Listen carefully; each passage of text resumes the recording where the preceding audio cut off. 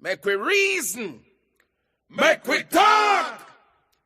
If we see corruption in any shape or form, we're going to highlight it. Mek we talk. Jeffrey Tavares represents yard and broad and the entire diaspora.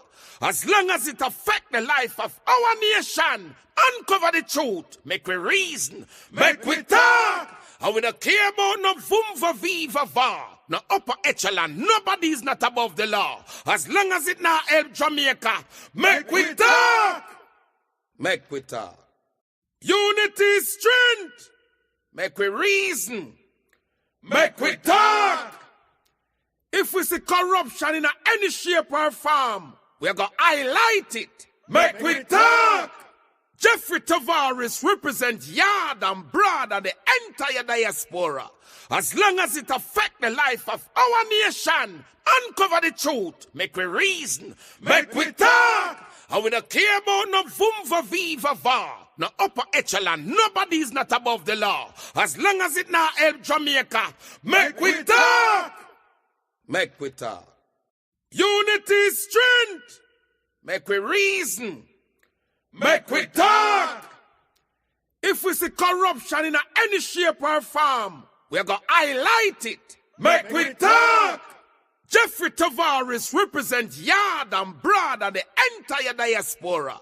As long as it affects the life of our nation, uncover the truth, make we reason, make we talk. And we don't care about no vumva viva va, no upper echelon, nobody is not above the law. As long as it not help Jamaica, make we talk. Make we talk. Unity is strength. Make we reason. Make we talk.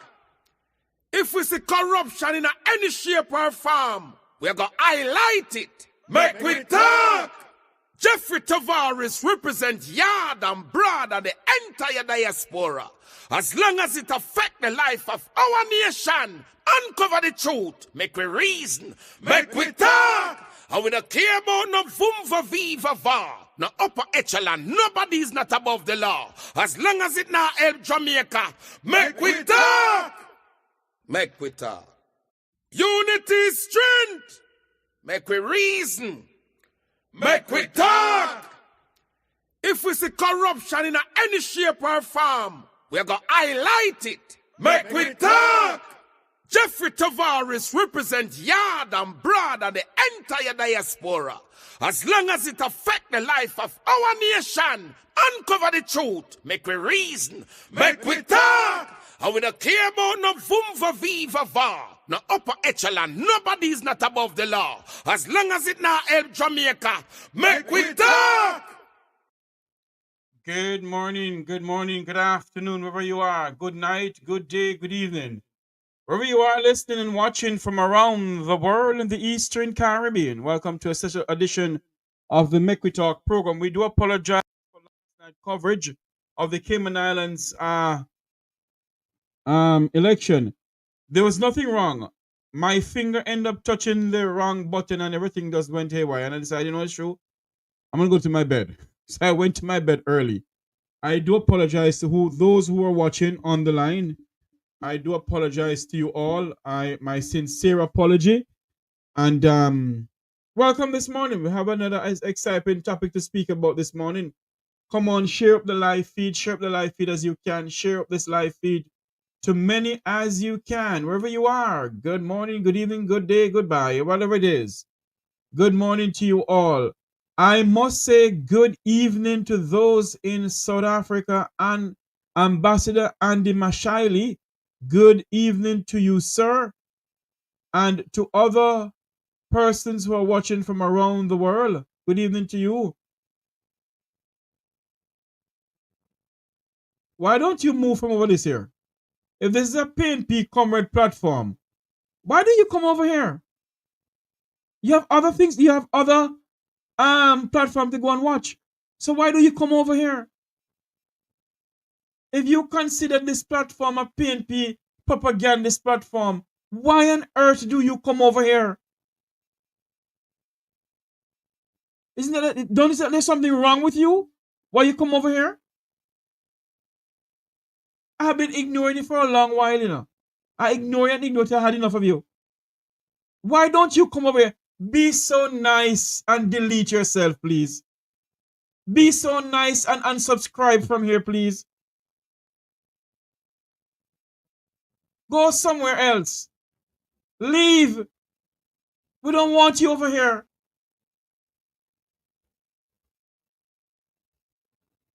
It's people like you why this country will never be better off.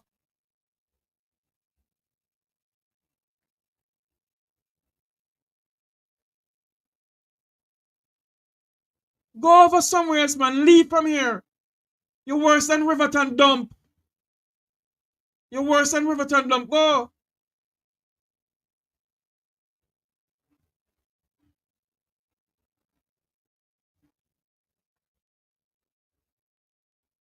The hell you come over here if this is a PNP propagandist platform? Why do you come over here? Move, man. Go somewhere else.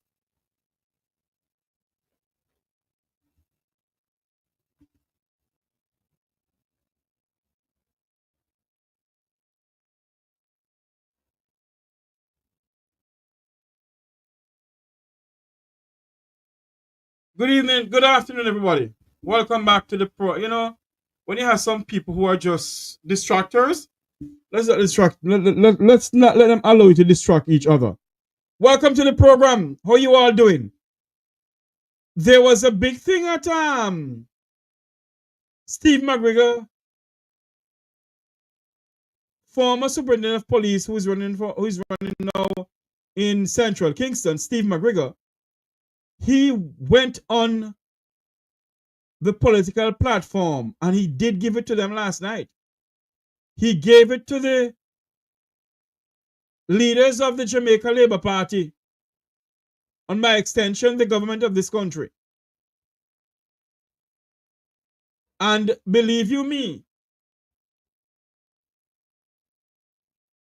I listened attentively this morning when I got the clip, and I said to myself, I need to play this. Yesterday or the day before, there was a demonstration in Halfway Tree with Jamaicans for Justice. And no one sees it fit. No Rastafarian, nor no one sees it fit to go out there and protest. Join Jamaicans for Justice. No one sees it fit to do so. And why I got on that road this morning is because I see we're in the Rastafarian community saying that we must stand by, we must stand with the youngest president in Africa. Is it Trudeau or Trudeau? Yes, we must stand with him. And I ask myself the question, are these Rastafarians living in Jamaica? Or are they living somewhere else? They could have gone out there, you know, with the same message, you know. They could have. They could have gone out there with the same message to give to them and say to them, we're standing with Jamaicans for Justice on 2 points. One, police must wear body cams. Two, we the Rastafarian community stand with the president, with the youngest president in Africa. They could have done that. The same way I believe that members of the transport sector, hold on there for me. Hold on there for me. I do apologize. Hold on for me. I have to see if this thing is going over clearly. I do apologize to you all. I still believe that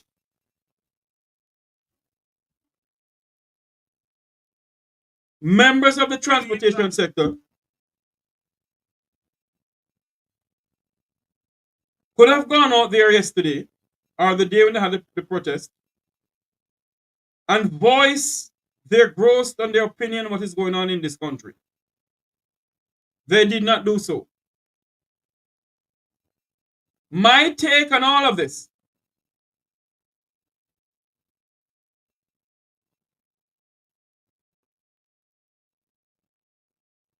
that it does not make any sense for all of us, members of the transport sector, could have gone out there.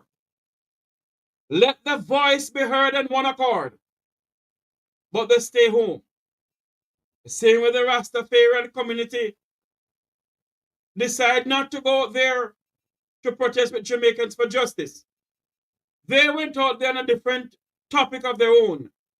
That we all must stand with the youngest president in Africa. There's nothing standing with that young man.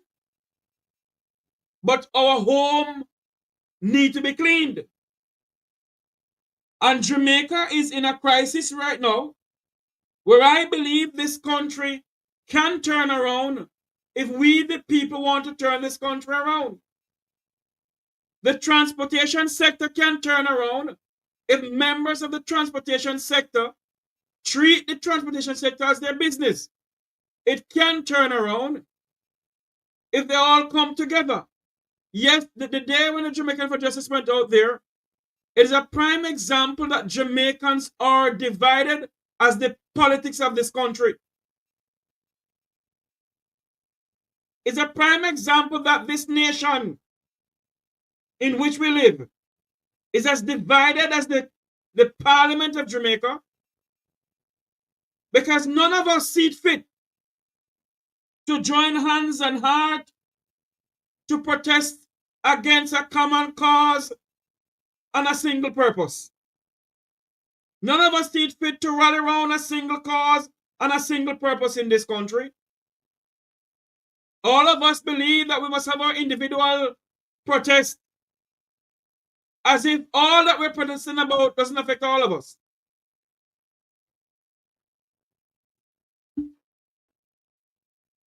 But many of us, because our party is in power, we will not put this country over party. We put party over this country. And until we can put country over political party in this country of Jamaica, we, the people of this country, will continue having the same discussion year in, year out. The same way the members of the transport sector will continue forming WhatsApp group year in, year out. We'll continue talking about the same thing year in, year out. And I bet you come April or May 1st, 2026, the transport sector will be having the same thing over and over again.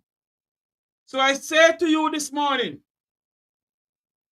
the only change that we can seek in this country, if all of us, every single Jamaican, from all walks of life, will come together, all of us, every single one of us, will come together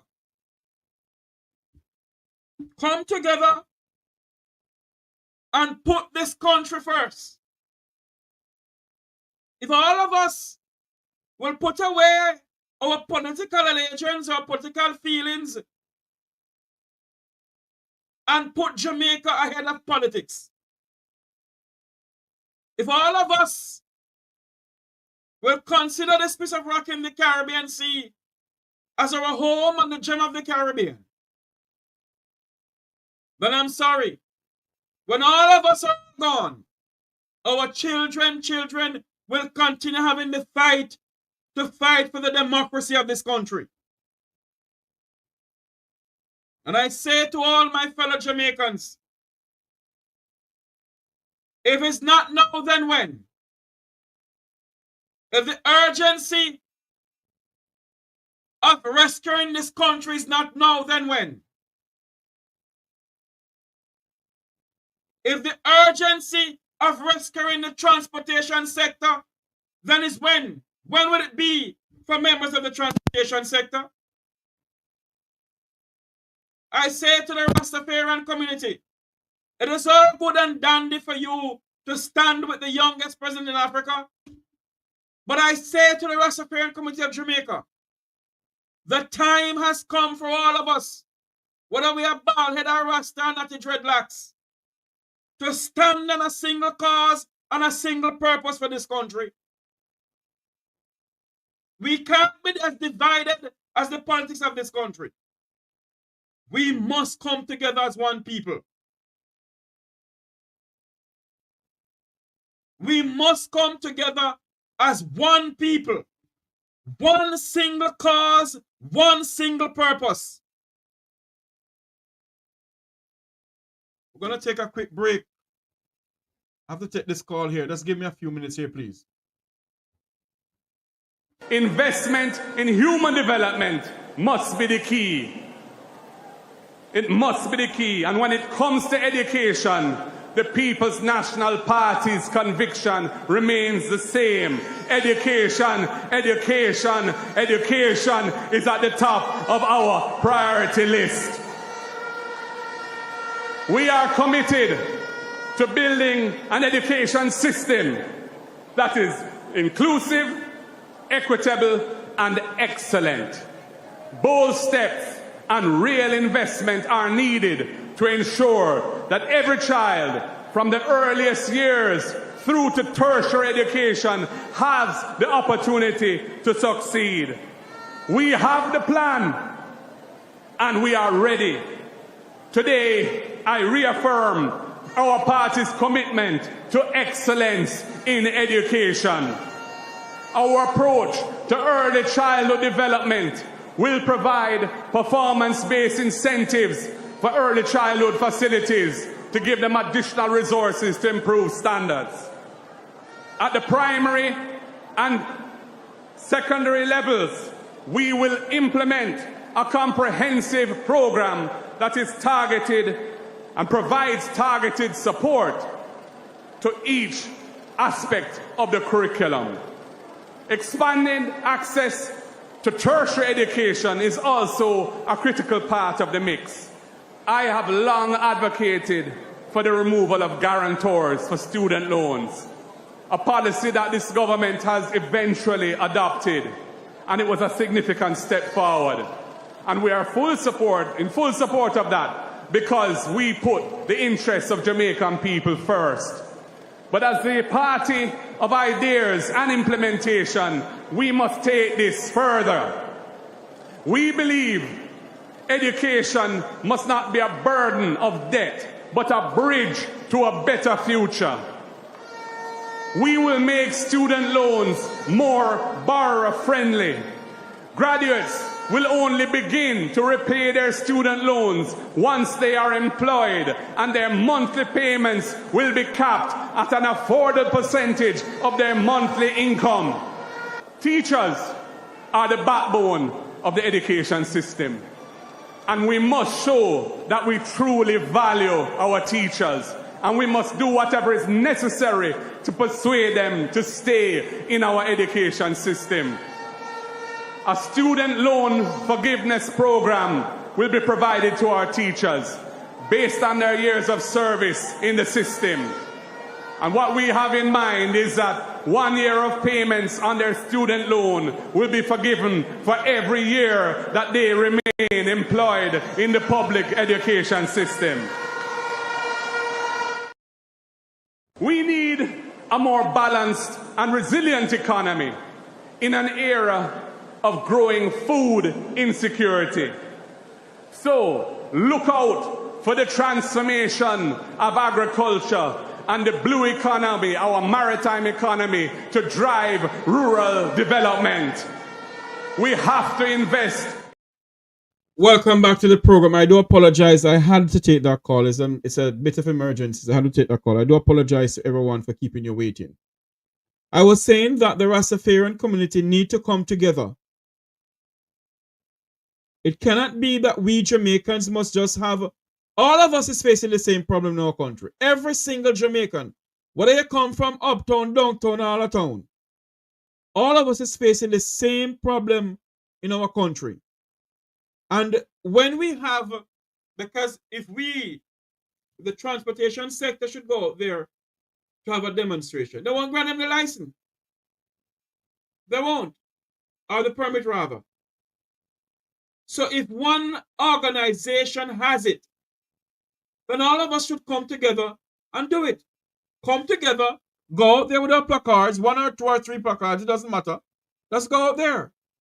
But of course, you know, we are not that type of people. We're not.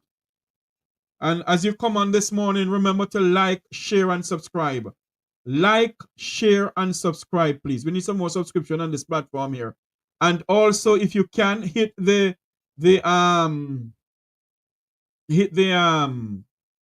super chat. Like up the super chat. This afternoon or this morning here, it's now a minute before 12 o'clock, a minute before 11 o'clock in Jamaica. We are going to talk about people who wear blue. There was a video circulating on social media with a man who was wearing blue calling other Jamaicans who are standing in the black criminals. And I want to ask this question this morning. We cannot as Jamaicans, because we don't agree in what you are saying, and because we don't agree with your political affiliation, we're being called name. First and foremost, this country do not belong to the Jamaica Labour Party. This country do not belong to the People's National Party. This country do not belong to the National Democratic Movement, Never Dare Move. This country do not belong to the UIC that belongs to Joseph Patterson. This country belongs to we, the people of Jamaica. And when we start calling each other's name, all in the name of politics, what sort of example are we setting for our children? I find it amusing yesterday when I listened to a video with MP Dennis Daly referring to Warmington as a mama man, and she have all right to do so. Because Mr. Warmington is a disgrace to the Parliament of Jamaica. Not 1 or 2 times have this man said some things out of his mouth and nothing has been done. What sort of example are we setting for our children?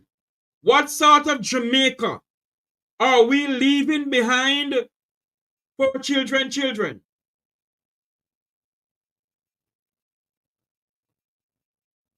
And if we as Jamaicans cannot get up and speak out against the political elites of this country, then obviously this country has become a dictatorial state. Obviously, those who govern this nation will rather see this country as a police state to keep the people silent. Our forefathers never kept silent. Nanny of the Maroon never kept silent. Paul Bogle never kept silent. Until we, as Jamaicans, can put this country before party. Until we, as Jamaicans, can put this country before our politicians. Until we, as Jamaicans, can put this piece of rock in the Caribbean Sea before everything that we do, then my fellow Jamaicans will be continue speaking and chatting like Mutty Perkins and Barbara Bluden, and they're all dead and gone. It is all good and dandy for Wilfred Rattigan and Jeffrey Tavares and others to come out and show you what is going on in the country. But if you, the people of Jamaica, do not get up and put this nation before politics, then a Wilfred Rattigan and a Jeffrey Tavares can only talk and talk and talk until God calls them home.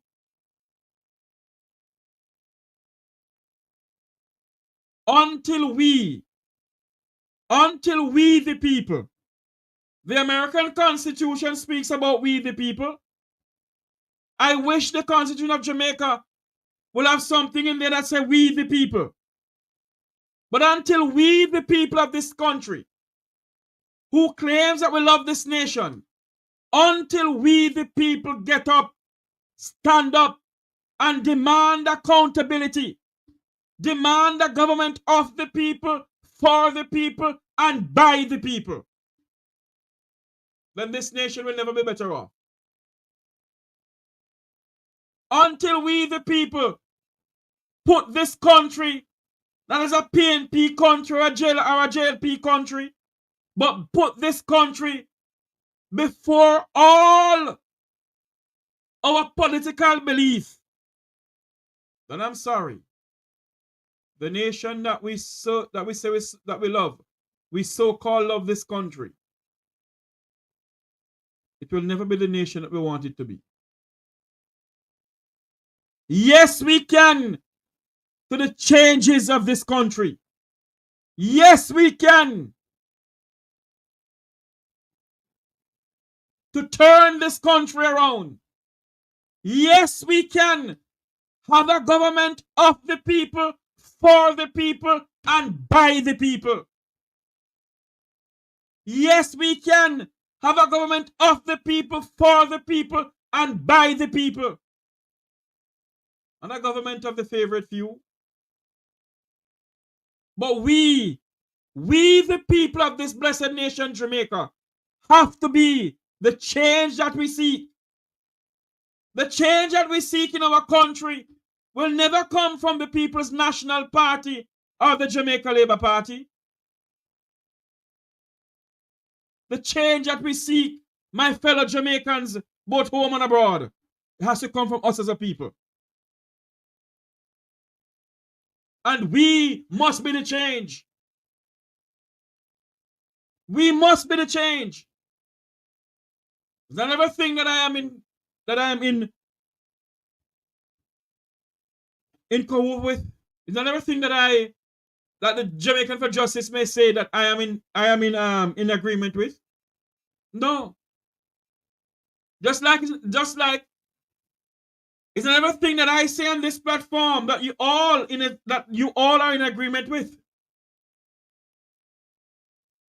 But if we see a civil organization, a human rights organization, get up and decide to stand up for the human rights abuse of Jamaicans, then my God Almighty, Jamaicans, get up. Do not wait till it reach to your door for you to get up. Many of us have family members and friends who have been gunned down and called for in this country. Many of us have family members and friends who have been gunned down by hoodlums. Yes, we have.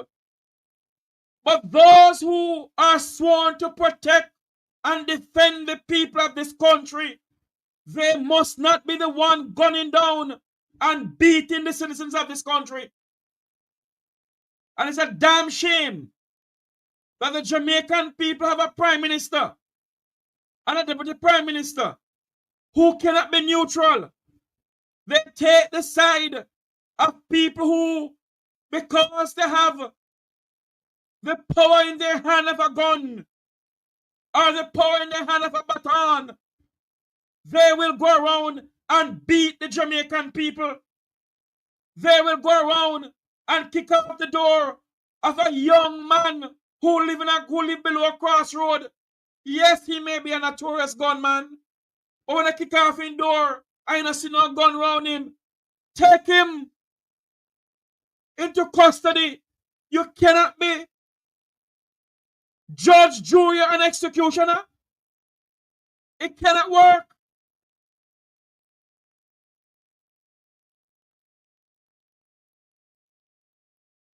And for this country to be a better nation,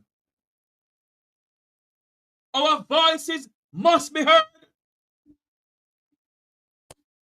Our voices must be heard.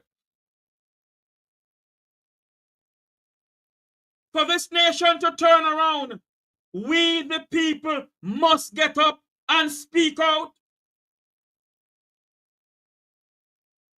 We can't be silent.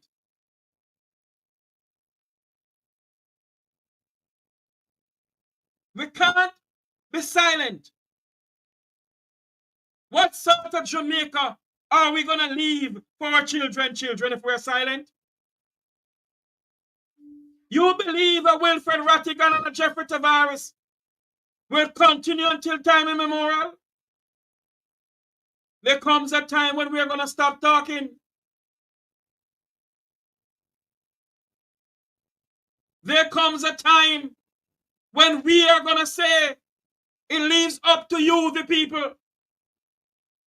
And if you, the people, can't stand up and demand what you need, then who will? Who will? When you have a prime minister is in solidarity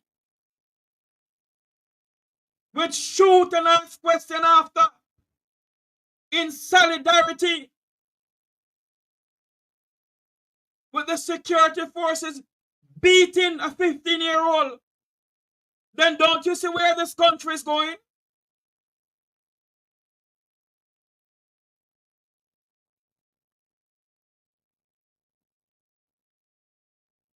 Don't you see where this country is heading? Many of you will come on the platform and say all you do is chat. What are you doing? What are you doing? Jamaican for Justice had a demonstration, an opportune time for the Jamaican people to stand up peacefully. Yes, they send the security forces out there to intimidate us. Yes, they did it. But we must stand for what we believe in. Don't stand for a political party. Don't stand for a political leader. But stand for this nation that we call Jamaica.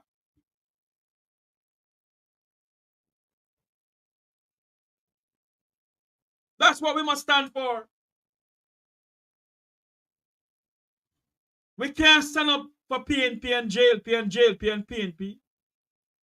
When are we going to stand up for this piece of rock?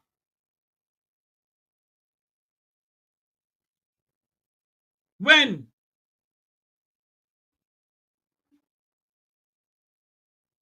And the time is now that we must stand up.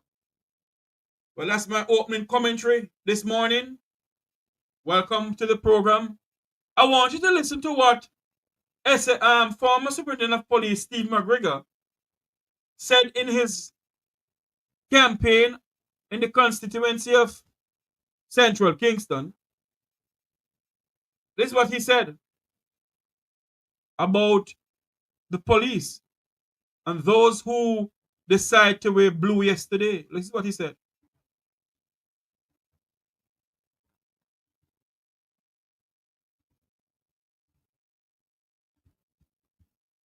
I'm here to speak about what we are going to do in our constituency. But there's a topical subject matter that I must speak on. And I'm going to aim my comments directly at the police. And the police are my old colleagues, you know. In recent days, in a very disingenuous way, the Jamaica Labour Party has sought to politicize an issue and trying to spread the rumor that the PNP does not support the police. I want you to listen to me carefully. Dressing up in blue suit and blue frock no means say you support police. No. I have been a police officer for over 41 years. I was a general secretary for the Police Federation, where we represent the welfare of the police officers. I was a vice chairman for the Officers Association. And since I have announced myself as the MP candidate for Central Kingston, every police officer that I've run into, they will say to me, Mr. McGregor will find somebody that can represent for the police in Parliament. Yes, I didn't say it. I did not say it openly, but because of what they are doing now, I have to do this. Now, I retired from the Jamaica Constabulary Force in January 2024. The first time that I got any pension payment or any kind of remuneration for pension. And remember what I said. I served the Jamaica Constabulary Force for over 41 continuous years. The first time I got a pension payment and the first tranche was in February this year. 1 whole year I waited before I got any money. And I know that there are police officers who have not gotten theirs as yet. Some probably have even died before getting. I remember when Comrade Bunting was the Minister of National Security. They put a retired police officer, God bless his soul, Lucius Thomas, in place where they would ensure that all retired police officers got their pay within 2 months of their retirement. That is leadership, and that has been shelved. So when they're behaving as if they are for the police, nothing goes up. And I'll tell you something else. Our police officers who takes the oath of office and swear to protect and serve, and when they do so and come into the Jamaica Constabulary Force, and they will get an M16 or a Glock pistol to work in the communities, they have put a target on their back as a police officer who have vowed to protect and serve our citizens. And when they come off duty and hand over that M16 or that Glock pistol and go home, they go home without a firearm. And follow me, when they apply to the FLA will tell them that because of the place that they live, they can't get a firearm. But this is the same policeman, that was armed with a M16 and a Glock pistol going out there putting their lives on the line to protect us. Damian Crawford would say, what can go so? Now, when I am the member of parliament for Central Kingston, and I am in the cabinet alongside Comrade Bunting, I will ensure that nothing goes up. We are going to ensure that there's a special line for our police officers that can expedite their application so that they can get a firearm if they want one, because they are giving their lives, they are putting their lives on the line for us. And it does stop there, so because they have now been targeted and they are representing us in our country that is recorded over 1,000 murders for the last 25 years. We are going to ensure that some form of concession is given to these police officers so that when they apply for a license firearm, it is easier for them. And that is a part of it. Listen. Now tell me something now. Our men and women of the JCF apply for licensed firearms. Let me take off this for a minute. And they can't get the licensed firearms. But the Chinese can get licensed firearms. What can go so in this country? The men and women of the Jamaica Constabulary Force apply to the FLA and they can't get any licensed firearm. But the so-called businessmen and women of different nationality, especially the Chinese, they can get a licensed firearm in this country, Jamaica. Unless there's something wrong with the governing of this country. There is something fundamentally wrong with the governing of this nation. Because if the security forces don't have enough gun for a member of the JCF to go home with, and if they apply for a license firearm with FLA, and they can't get it because they live in Rima jungle, but a different nationality who can't speak English can go to the licensing authority of Jamaica and apply for a license firearm and get it. I want to call this democracy. This is what we call democracy. This country is becoming a banana republic.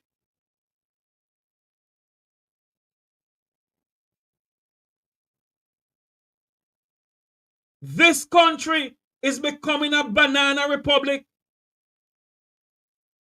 It's not everything that I agree with the security forces with, you know. But we must speak truth to power. It cannot be that Chinese nationals can apply for a license firearm, and our men and women of the security forces, the JCF, cannot get a license firearm, but the Chinese nationals can get one. Something is wrong somewhere. The level of corruption going on at the licensing authority of Jamaica, it's unbelievable. The level of nastiness that is going on in this country, the level of nepotism, the level of cronyism that is going on in this country we call Jamaica, it's unbelievable. There's so many things going on in this country. But every day Jamaica they keep. We have three stooges running this country. Curly, Larry, and Moe. Twiddly dum-dums.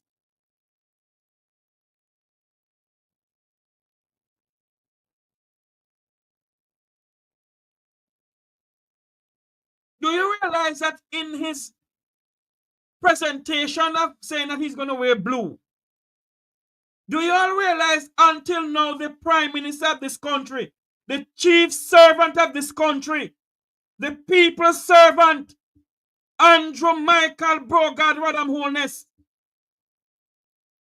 has not addressed the issue of body-worn cams in this country by the police officers? Body-worn cameras? In all that he's saying, I'm going to play it for now. The Prime Minister has not addressed that I have not said that the police is demanding the police to wear body cameras. Until now, Jamaica's Prime Minister, the world-class Prime Minister, what the Guardian newspaper, another newspaper in the United States said that Jamaica is a superpower under his watch, has not addressed or has not said to the police officers, I am in agreement with the people who must wear body cameras. All he said, I'm decked out in blue in solidarity of the police. You're not in solidarity of the Jamaican people. You're not in solidarity of the Jamaican people. But yet you are the one who is going around asking for a third term. And will be a damn set of fools to give him a third term. We, the people of this country, were a set of fools to give him a third term. He has not, in all that he's saying, the Prime Minister or the Minister or the Minister of National Security, Curly, has three stooges, you know, Curly, Larry, and Moe. The Minister of National Security is Curly. You see here, Curly? You never watch the Three Stooges comedy yet? Type in Three Stooges go and type in Three Stooges in YouTube and you'll see what I'm talking about. Three Stooges. Curly, Larry, and Moe. I want to play something here. I'm going to listen to this. In all that the Prime Minister has been saying, by the way, there's some news coming into me. Where it is? Let me see if I find it here.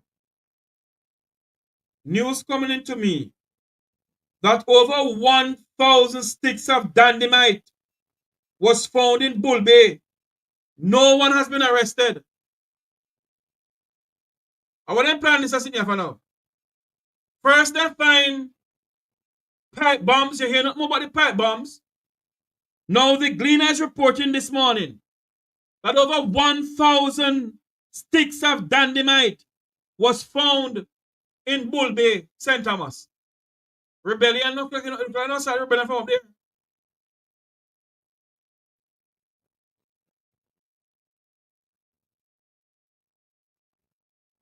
They're going to start the rebellion from up there, it seems like. Anyway, let's go back to the topic we're talking about. The Prime Minister has not speak on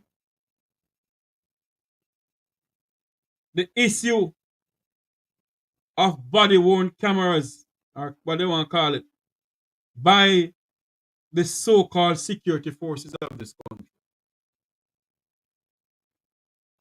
He has not.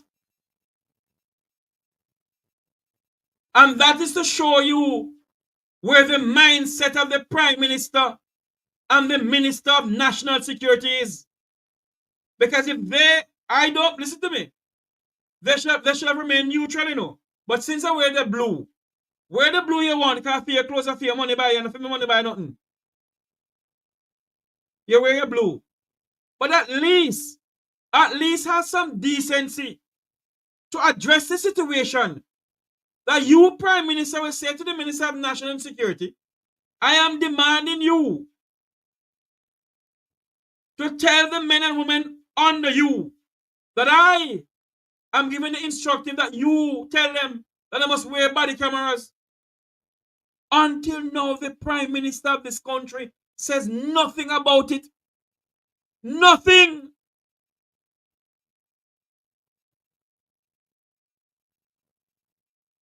Until now, the Prime Minister of this country, the chief servant of the people of Jamaica, has not told the Jamaican people that he told the JCF members that they must wear body-worn cameras.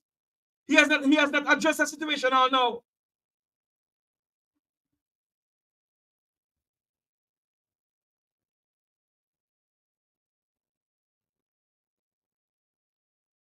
I want you to listen to it because I believe so. Let me tell.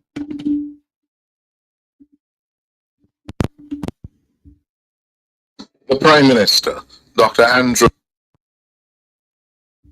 Holness, and his deputy, Dr. Horace Chang, both wore blue on Tuesday in a show of solidarity with the police amid criticism from human rights lobby group Jamaicans for Justice, JFJ. Minister and Dr. Chang both made statements of support by their words and dress.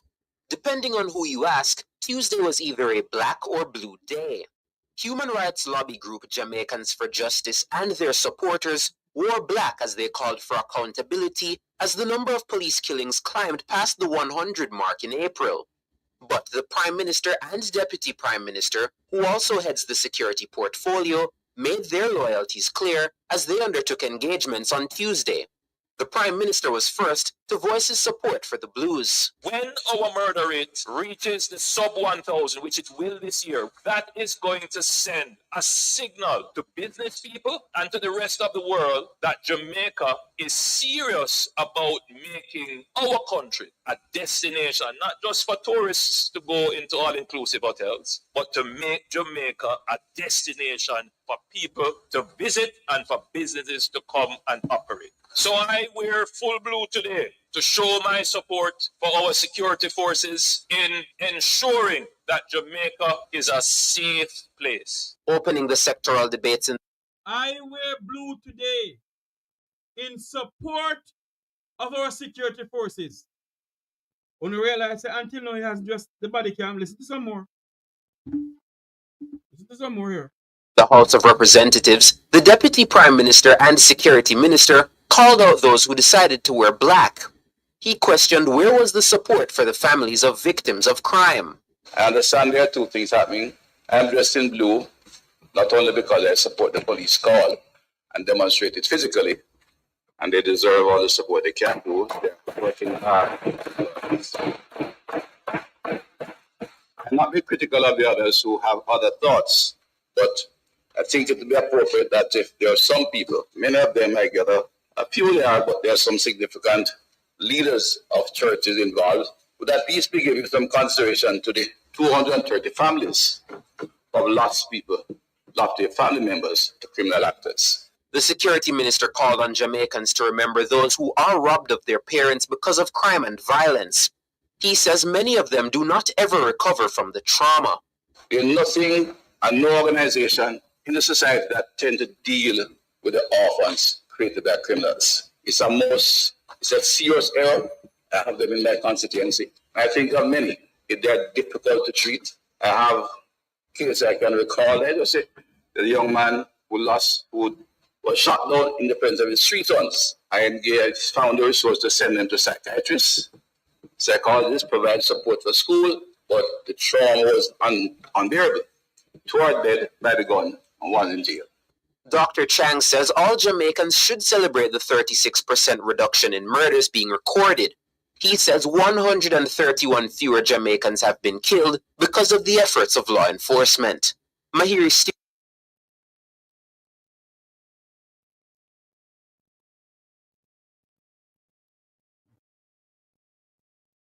You all hear anything in that presentation from both the Prime Minister and the Deputy Prime Minister about body cam? That they should wear it? In 2018, the Prime Minister said that body cams the police have body cams to wear. Are they wearing it? And in all their presentation on Tuesday, in the Parliament and outside of the Parliament, you heard nothing from Jamaica's two chief servants, Deputy Chief and current Chief and main Chief. Nothing from them.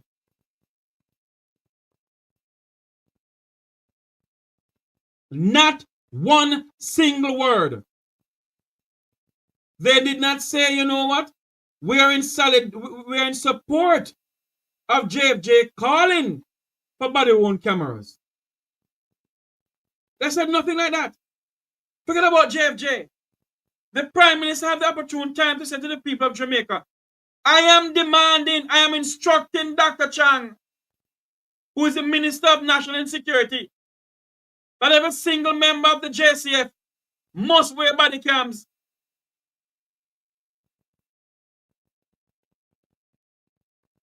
He did no such thing.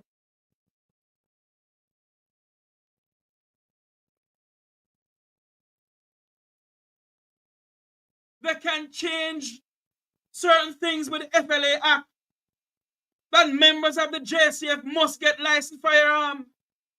Why Chinese national in this country can apply to the FLA and get licensed firearm when the members of the security forces can't get none? What kind of banana republic this? What kind of kangaroo government we have in this country?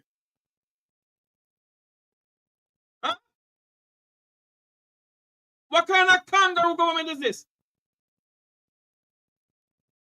You allow Chinese nationals to get firearm, licensed firearm, and some of them getting a Jeffrey shot them out. Some of them getting in some way in the supposed to get it. Some of these Chinese nationals get some licensed firearm. The amount of money they put on that table to get it.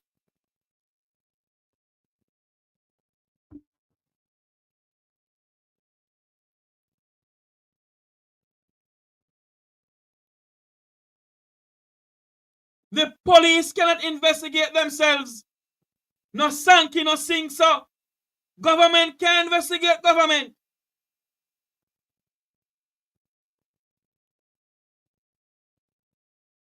And we must demand accountability in this country.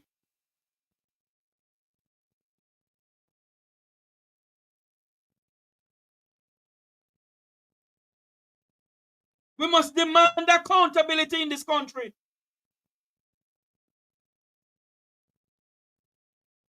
Listen to some more of what Steve McGregor said yesterday.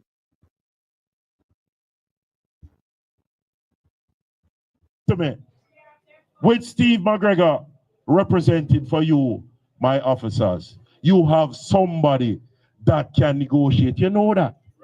I was a part of the team that negotiated the best settlement for police ever in the JCF. So don't let them try to fool you to think that the PNP is not for the police. We're for the police. But listen, we're for transparency. We're for professionalism. We're for accountability. So we will support the body-worn cameras. Yes, because we want accountability. We'll also volley for other less lethal weapons to be used in your effort. We'll also put things in place so that you're properly trained to manage critical incidents. Because I'm seeing too much incidents on the road where it seems as if the police don't have control over it. This is a trained and proven police officer for over 41 years. So when I represent for you, you know that I'll be speaking of what you need and what is right for you. So don't let nobody fool you and try to tell you that the PNP is not for the police. Yes,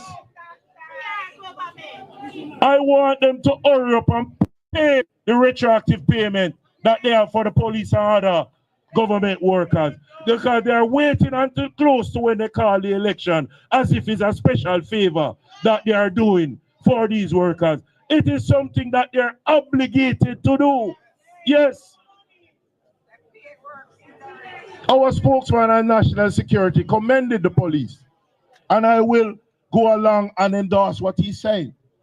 We endorse what the now Commissioner of Police is doing. And I see where he's putting some young officers out there on the streets because they are not resting on their laurels to say the little decrease in murders. We have seen this before. So for it to be consistent, you must put officers out there who can go and connect with the citizens and make the citizens the central focus on any crime strategy that you are using to police them. The citizens must be the central focus. I'm here to speak about what we are going to.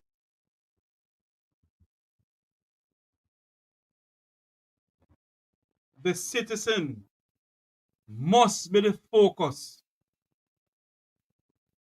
A former superintendent of police, Steve McGregor, is saying that in any policing, the citizens must be the focus of crime fighting in this country.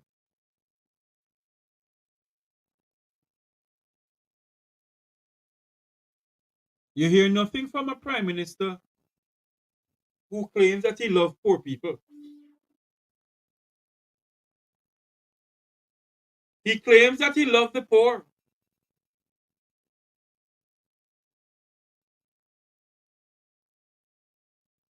Good afternoon, Lady Williams. How are you doing? I haven't heard from you in a long while. Welcome to the program. Good afternoon to Mama Cherry, who's watching. My Auntie Joy, who is on watching also. Good afternoon to you, man. I sit here and I ask myself the question time and time again. Where is this country going? Where is this nation leading? If the chief servant of this country cannot come out and ensure that the people of this country is secure, that the fundamental human rights of the Jamaican people are not trampled upon by the security forces, then what kind of leader do we have?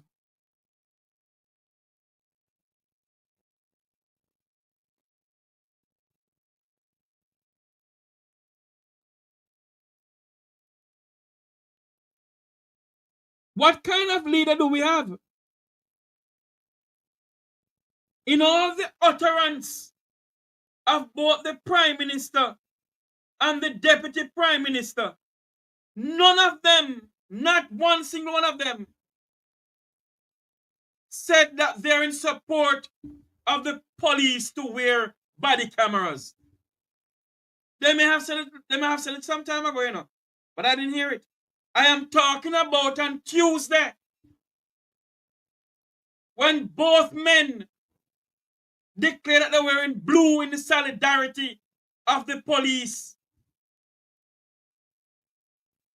They did not say in their utterance, in their statements, that I am in support of the police wearing body cams. They did not say that.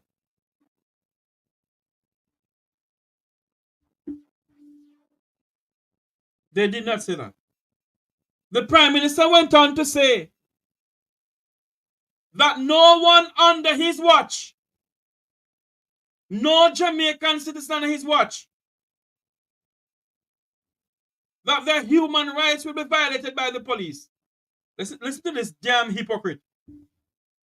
The Prime Minister. Meanwhile, Prime Minister Dr. Andrew Holness says the government will never allow members of the JCF to abuse the power and resources handed to them. I will be the first to tell you that my administration will never sit by and allow our state forces to act in a way that wantonly abuses the human rights of our citizens. Lie. A lie, you lie. A lie, you lie.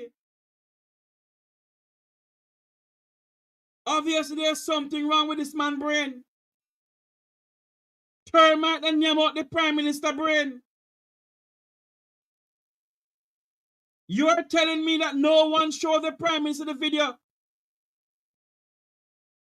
of that bus driver in Stony Hill a year ago? Or this young 15-year-old student who was beaten by the security forces? You're telling me that no one showed the Prime Minister of the old man who was beaten by the security forces in Spanish Town? How much lie must we continue to listen from this man? What more must we continue? Prime Minister, listen to me. I tell you all the while. When you not get in a society, you remember people.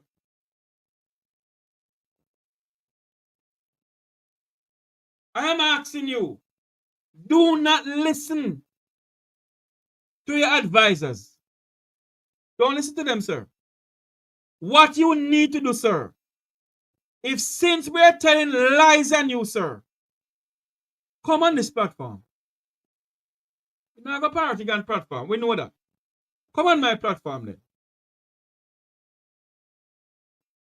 Since we all are telling lies on you, come out on this platform and come and address the bloggers. Address the lying bloggers about what they lie about. Because they lie by your night, morning, noon, night, and day. So come address us. Because PLR will tell by you. It's PLR we're telling on you. You call the people them dog. You say the PNP is like a dog. So by all means, you're calling everybody who call themselves a member of the People's National Party dog.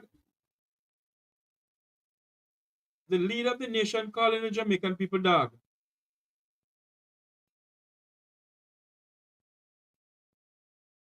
What a world we're living in. Prime Minister, if we all are lying on you, sir, don't listen to your advisors them. Make somebody else make a call. Everybody know my number. Everybody in the administration know my number. 9545298030. That is my number, sir. 954-529-8030. Call me. Make an arrangement for you to come on the program. And let us discuss the issues that we say is facing Jamaica. Because apparently, what we think is facing Jamaica is not facing Jamaica in your side. You are going to tell the people of this country that not one single Jamaican's human rights will be violated under your watch.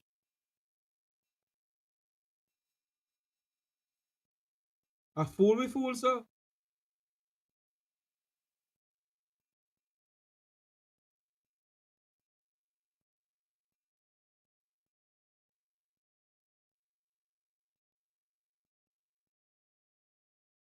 A fool we fool, sir.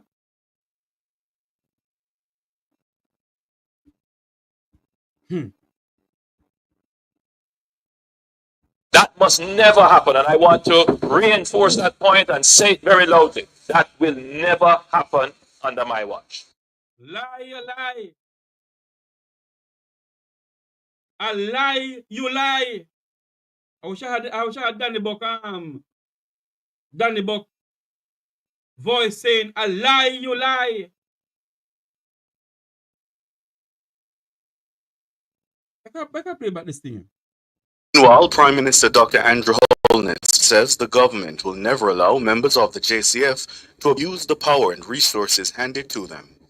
I will be the first to tell you that my administration will never sit by and allow our state forces to act in a way that wantonly abuses the human rights of our citizens. That must never happen. And I want to reinforce that point and say it very loudly. That will never happen under my watch. We have worked very hard to transform the JCF. According That will never happen. And will never happen on Andrew on this watch. So hold on now. So then soon say the PNP get some AI generated police and AI generated school. That young man there, the school boy there. And the AI generated police then start beat the school boy. Them soon say the PNP get AI generated police in Old Harbour or Maypen rather to beat that old man there. So AI generated old man too. Because the Prime Minister said that will never happen under his watch. It will never and can never happen under Andrew Holness' watch. So it's an AI generated video circling on social media.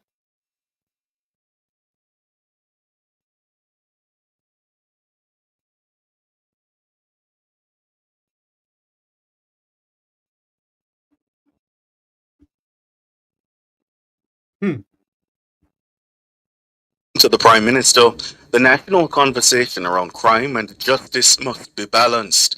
Dr. Holness added that he's satisfied the leadership of the JCF is implementing the use of force to the best of its ability. He noted that policemen and women who misuse their authority are held accountable for their actions.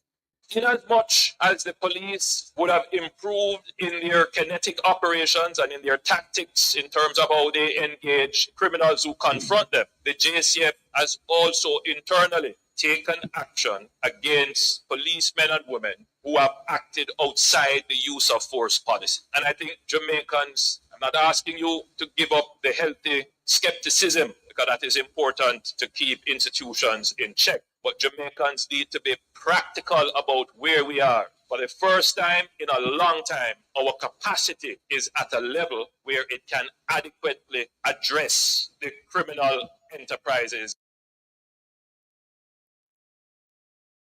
What should I say?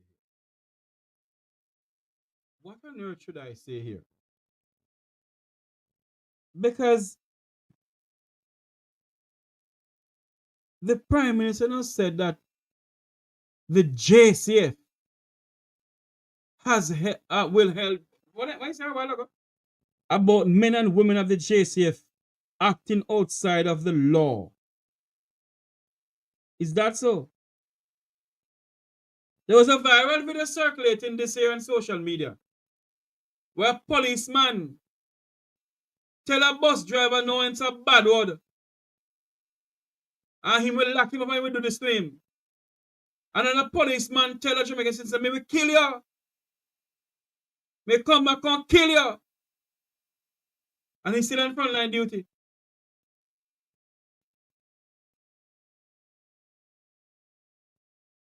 He's still on frontline duty.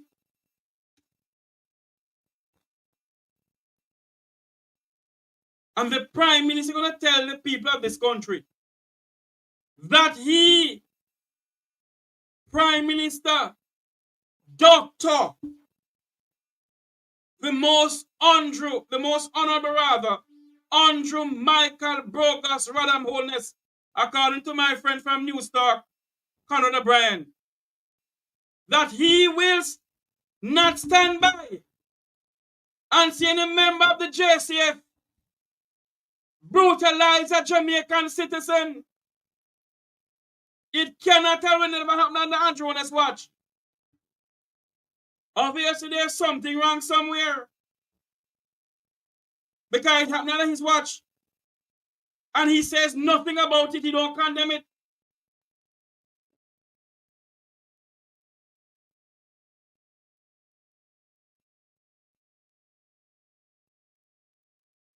He says nothing about it. And when you come on social media and talk these things, him say one come out and say a lie, I tell upon him.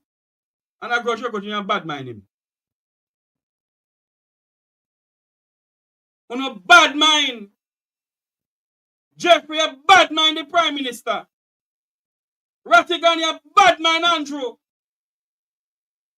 A bad mind on a bad mind the man. Jeffrey, a bad mind Andrew Holness. You're bad mind and covetous over the man. On a bad mind. Me sure I think I'm a bad mind over nothing I want to have. Neither do I. Because I don't know who can get it.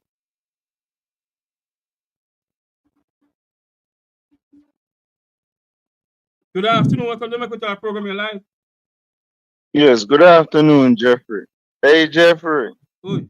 I want to drag your memory. Mm. You remember when SSL happened? Yeah, man. And you remember when the Prime Minister said, when him come and speak, he have to make sure say whatever he say is unassailable. I wonder if him know the No, know the meaning of the word no, unassailable. but listen to me now, Jeffrey. When you see the Prime Minister can wear blue, say he's supporting the JCF, right? Mm-hmm. After so many video evidence has been circulated of police executing members of the Jamaican public, we have never heard the Prime Minister, the Minister of Justice, the Commissioner of Police, the Minister of National Insecurity. We have never heard one of them come out when the information is unassailable and condemn the action. But you know why things like this happen, Jeffrey? Mm-hmm. Because I'm going to tell you something, you know. Remember recently, Paula Llewellyn, she appealed a case about a guy who gets sentenced and said the judge was too light on him. Mm-hmm. And when we have a case of Marissa Dalrymple, who the amount that she misappropriately used or stolen, the judge fined her 900,000 for the fine. You know, she said something wrong. Yeah. A man thief up a Aki and him get 6 months. But you're telling me this lady just in where she collect off of the cars must be 1.2 million plus the tax evasion, and you find her 900,000. You know, see the message we want to send to the Jamaican people. But they have no respect for it. No respect, and the people who are in power who supposed to act, Jeffrey. I'm sorry to say it, Jeffrey, but majority of them are corrupt, from the judges to the police to the politician. There's Majority of them, nothing Jeffrey. for you to apologize over, my friend, but you're sorry. Them a damn criminal themselves, them a thief. Some of them thief When people you see, land. when you see a repetition of SSL can happen, and when you can see and say, okay, nobody went to prison when we had the eagle meltdown, and you're telling me no, say nobody look like they're going to prison. Not one single soul shall go to prison for SSL. Nobody, apart from Gene and Pantan, who don't know about it. And nobody, no parliamentarian in Jamaica, apart from Jack Simmet, will ever see a prison bar in this country. Not one single one. Because Jamaica's justice system is as corrupt as the Parliament of Jamaica.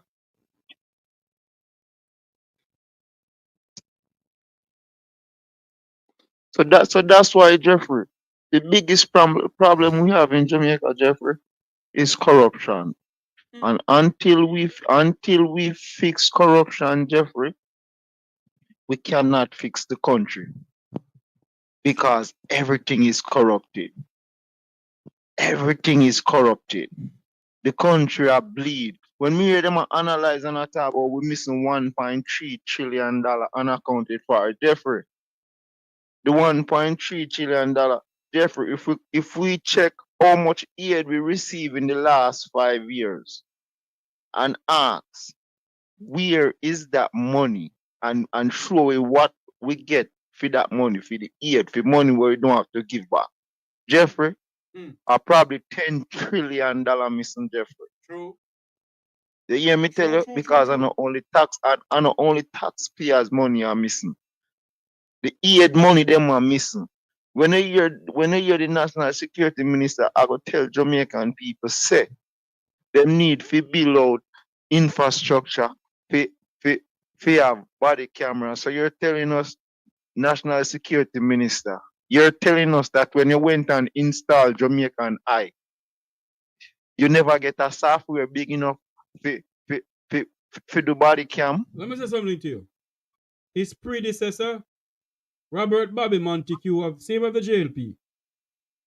Bobby Montague was the one who put out, I think he was second in command, I think. I mean, I need to be corrected. But Bobby was the one who put out the Jamaica Eye. There was a software for it. There was a software for it. It was working all along.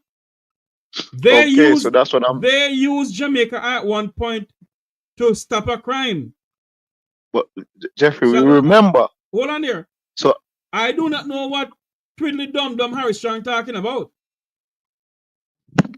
So why is it we should be waiting on software when all of these years, even I can remember not this budget, the budget before was $125 billion for security, and up to 9 months or 10 months in a year, we not even did use half of the budget for national security. Listen to me, sir. Why should they have Jamaica Eye or body-worn cameras when those who are making laws in this country are just as the criminals who's plaguing the people of this country? They will not do that, sir. When you hear a minister of national security come out and tell the nation and the world that the Jamaica Eye is not working, what that signify to you? He's telling criminals to go on a rampage. But not only that, Jeffrey. That signal to us how incompetent the minister is, because you're telling me you have a budget and you're telling me Jamaica I just shut down, so Mm. that's why I tell you, Jeffrey, everything is by design in Jamaica. If you look into the hospital don't have CT scan, it now work. But notice every private place, Yeah, them because CT scan and the some of the and the private MRI. places that have MRI and CT scan belongs to the ministers and the member of parliaments and So the permanent secretaries and so forth. So that's why I'm telling you, Jeffrey, everything is by design, because the government have the biggest purse and the biggest bite. And you're telling me over the years in most of these places that the public have to encounter with, whether it be when you go to get your license, your license at Jamaica, whether you go to pay your taxes, whether you go a water commission, you're telling me the government is always coming up with the excuses, telling people that listen, we cannot afford the equipment, and if we afford the equipment break down because we don't have anybody to maintain it. Then why the equipments in these private places always work? Well, they need to employ for the maintenance people. You need to, but the country not supposed to bleed money and I put into these pockets. Just like how it hurt Jeffrey when you know you throw all your housing trust and you watch all the government, them take the housing trust and make a macro type. Jeffrey, as long as somebody is making minimum wage, Jeffrey, they should get a house.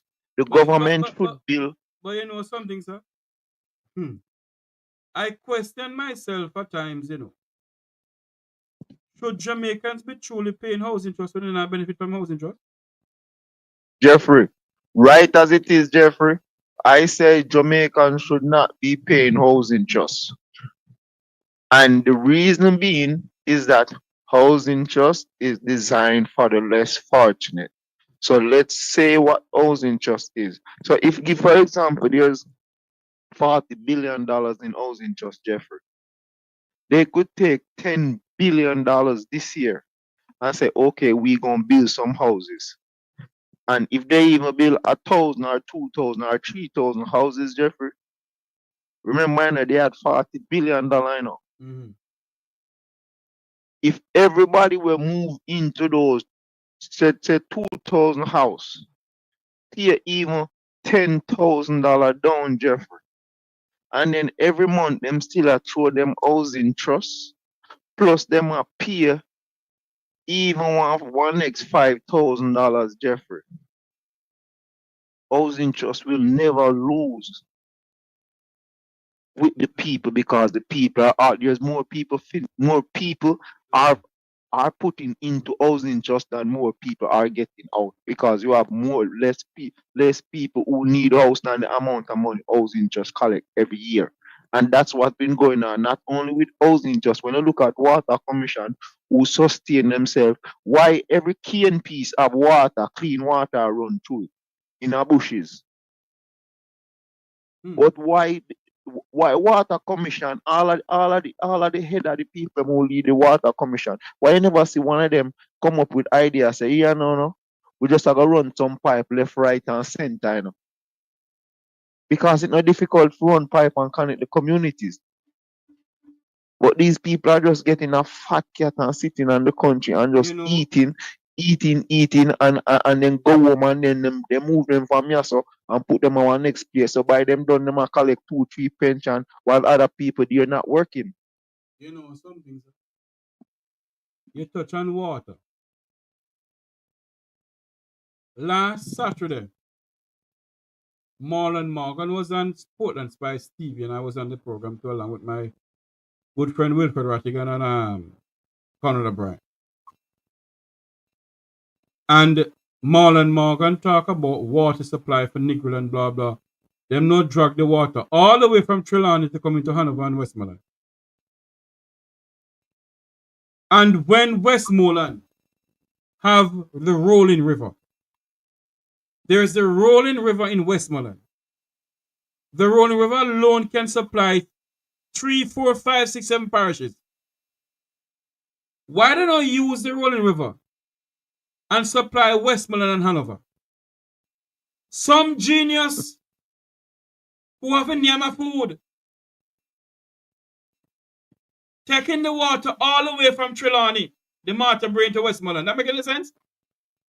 Jeffrey, a man without a vision shall perish, Jeffrey.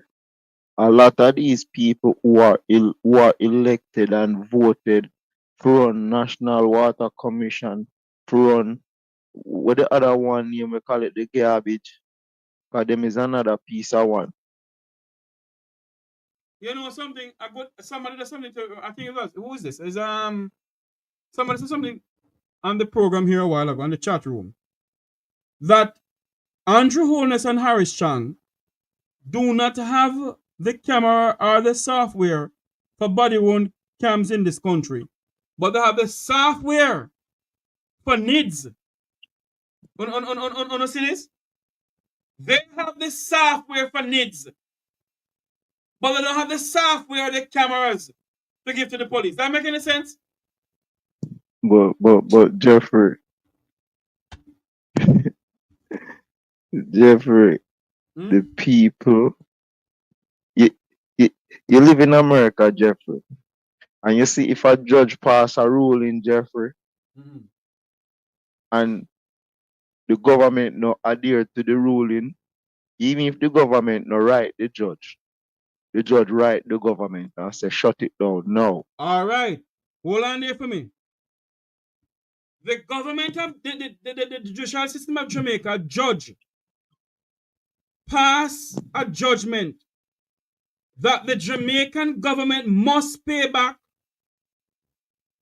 the Jamaican citizens for illegal tickets that they charge them. The overcharged Jamaicans, in particular, the bus and taxi drivers. And until now, not 1 red cent they get back. But Jeffrey, the same judge them, Jeffrey, order say policemen must be paid for overtime and they must have a time clock system. All know it has not been implemented. And the judge, them no say nothing. Because Jeffrey, let me tell you, everything is by design, Jeffrey. Jeffrey, when you see they paying one judge $30 million in Jamaica, Jeffrey, we are a third world country, Jeffrey. And when you see one judge, so when we could have 2 judges, Jeffrey, and if they're making $15 million in Jamaica, Jeffrey, if them don't want that, tell them to go somewhere else to live.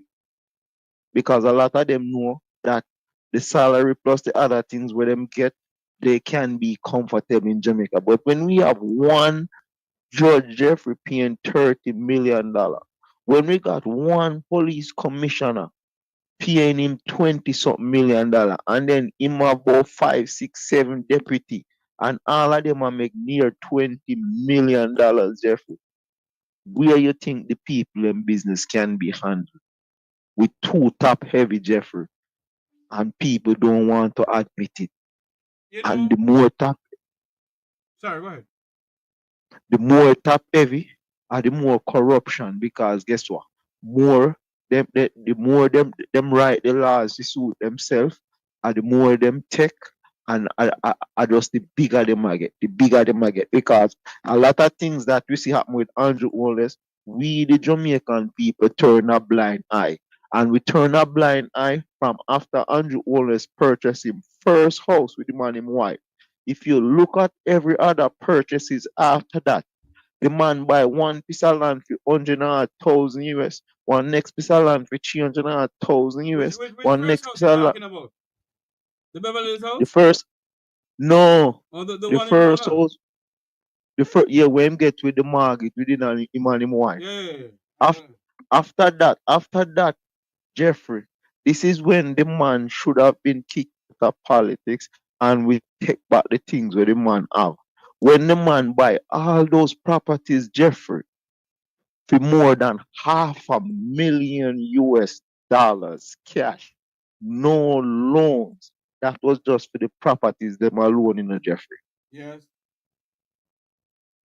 Plus the man go bill Jeffrey. You're telling us, Jeffrey, you have people down at Jamaica who are run business for since Wapi killed Phillip, and them never have $1 million. And this man could have spent $1 million and counting, Jeffrey, in cash. Let me ask you a question. In your honest opinion, in your humble opinion, so for instance, saying that the Prime Minister was charged for money laundering or investment of funds or whatever. So he was charged. And he was charged in his own country and he's going to be locked up. You believe that Andrew be locked up in Jamaica? Or be charged or locked up in Jamaica? No, I don't believe so. And even if that happened, what do you think would happen on the streets of Jamaica? On the streets of Jamaica, I believe violence, because you will have some people who we elect, because this is very important in Jeffrey. The people who we elect, if they don't, majority of them send a clear message, then that's how we have a lot of the things them where we have are go the way they are. And you believe that if they send a clear message, all right, so for instance, the PNP get into power, all right? And the PNP, all the government is in this country, and decide to lock up some top people, top politicians and so. They decide to have them charged and go before the court. What do you think would happen in the streets of Jamaica? As I said to you before, Jeffrey, I think because of the quality people who we have elected and the people who we have put in power, there would be no, we could say we fully 80. That would be the best term. We fully 80.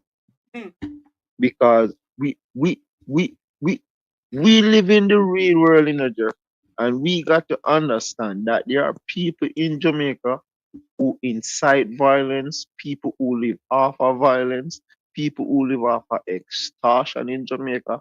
We have these type of people, and we know from growing up in Jamaica the party where majority of these people lie and who they follow.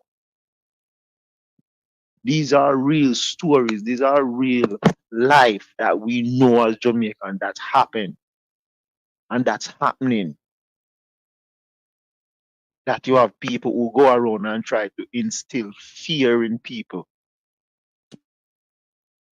And these people have government on them side. Them have police on them side. Mm-hmm. My brother. When yes. No, go ahead. Sorry, go ahead. Yeah. When you can talk to majority people and they can tell you that they know a policeman personally who is involved in something illegal, you know, say something wrong. So you're saying there's 11,000, there's 12,000 or 14,000 police, and you're telling me that you have more than 100,000, 200,000, 300,000 people are singing the same song, and you're saying that their voices are not valid. So, Mr. Prime Minister, you're really saying when the police take Romario Sterling round the corner and put the youth to stoop and shoot in their head, yeah, I said that's valid, Mr. Holness. You know, see that they take beyond the commissioner. The Jamaican That's what people, you're saying. sir. The people of Jamaica. And that is why they don't want to have any town hall meeting. You know? I want to have town hall meeting to vet the questions they're going to ask. They must ask them certain questions. And they will kick you out of, they will kick you out of the meeting. After the meeting. They cannot have town hall meetings. Because some of the questions that should be asked from the people to the Prime Minister, they'll kick out the people out of there. No, but Jeffrey, that show your dictatorship, Jeffrey. Thank you. You cannot be having a meeting with the Jamaican diaspora or with the public, and you're gonna tell people what kind of question they should ask you and when they that is dictatorship. But we see it right here in Jamaica, Jeffrey, because we see every time them have a press conference, we see who get to ask questions and who are invited and what kind of question they ask. We see it. So when we see Andrew Holness come here and we see them having a meeting, Jeffrey, you can't just go up there, Jeffrey. No, I can give you a joke. I went up there to ask 3 questions. And I was only allowed to ask 1. And everybody come down on me. Everybody come down for me, you're a journalist and blah, blah, blah, blah, blah, blah, blah, blah, blah, blah, blah, blah, blah. You can ask questions, you ask a low blow question. Blah, blah, blah, blah. Nobody not about no pension. But Jeffrey, let me tell you something, Jeffrey. You walked into a lion's den. Thank you. Whenever you see Andrew Holness and his administration have something like that, let me tell you, in a room with 100 or 200 people, let me tell you, if it's 100 people, 99 of them are Jamaica Labour Party supporters, enablers. And not only that, you know, sir. When you go to a town hall meeting, and obviously you were singled out by the organizers of the meeting, the organizers of the meeting.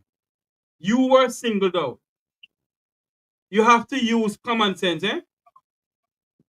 You can't just jump, go say no to X, Q, Y, Z. Use common sense. And a lot of my friends don't understand what happened in Miramar, in Florida the other day with the Prime Minister, you know. Until now, some of my friends telling me, but you should have asked the question and blah, blah, blah. They was never in my position.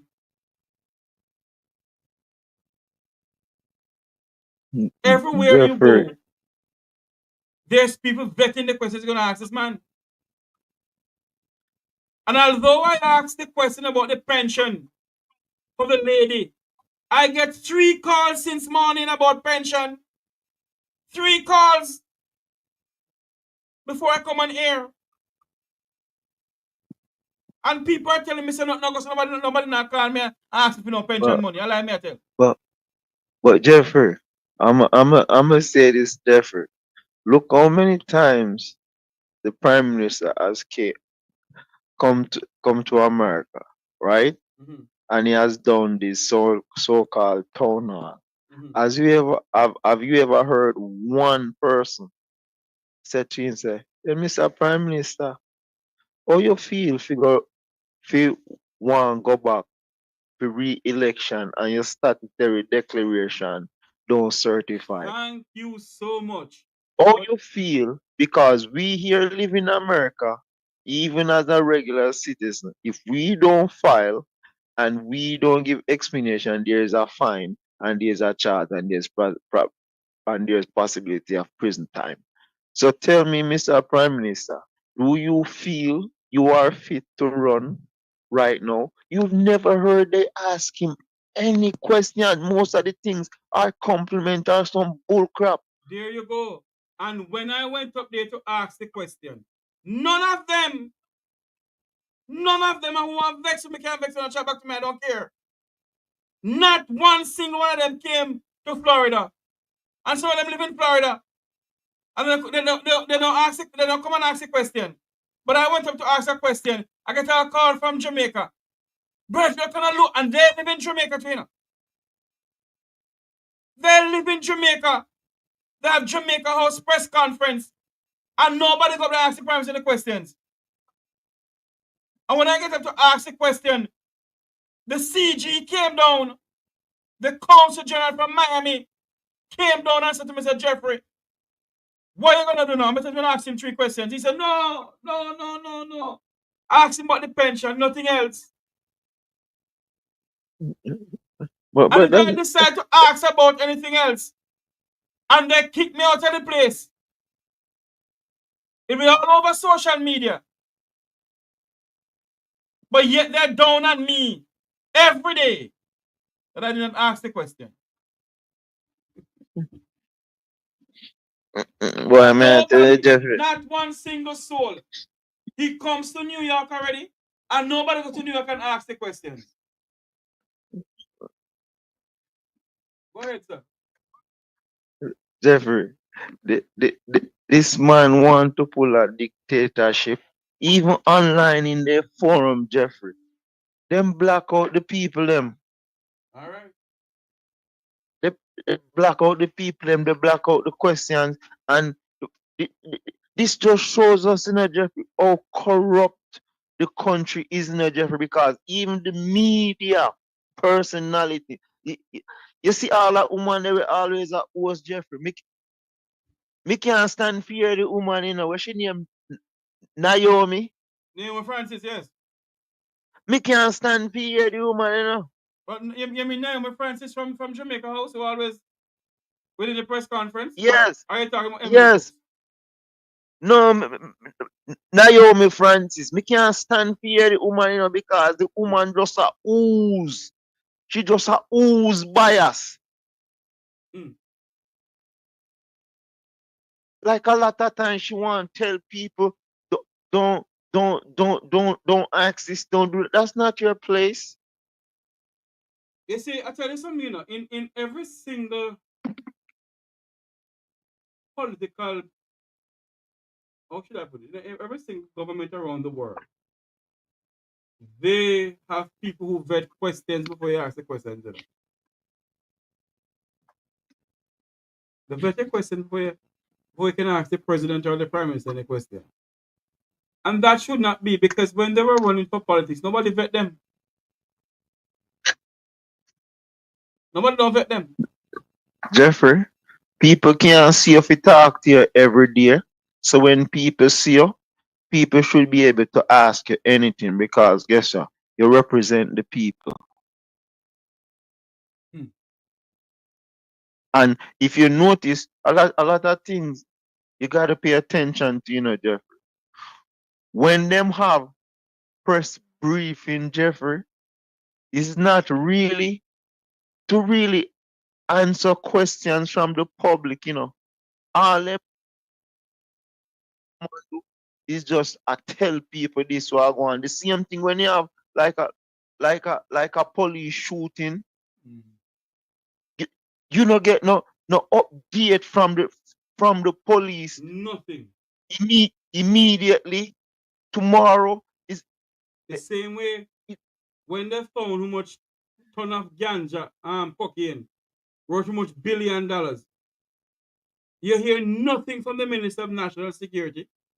You hear nothing from the Prime Minister. Nothing. And the Jamaican people are gonna go to the polls whenever the election is called, and they will never hear nothing about that 1 point something trillion, or what, $3 trillion rather. That $3 trillion that's unaccounted before. No one will never hear nothing more about it. And I go into the polls. But Jeffrey, you see, that's why I like to talk to you, because me call you already and me and you agree to disagree, Jeffrey. And I told you, Jeffrey, a part of Jamaica's biggest problem, which is the biggest problem, is corruption. Yes. And you see this business, Jeffrey, where man in a parliament, a man at work. Let me tell you, Jeffrey, it breeds corruption, Let me ask you a question. or it looks like corruption. Let me ask you a question. This has been going on. This has been going on around the world for years, you know. And only Jamaica alone it happened. Not only Jamaica alone it happened.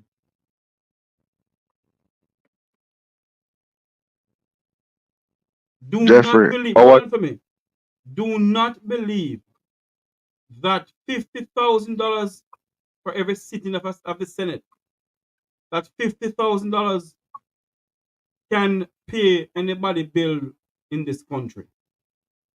When you sit down at the Senate meet at least 3 times for the month. I'm yet to be corrected.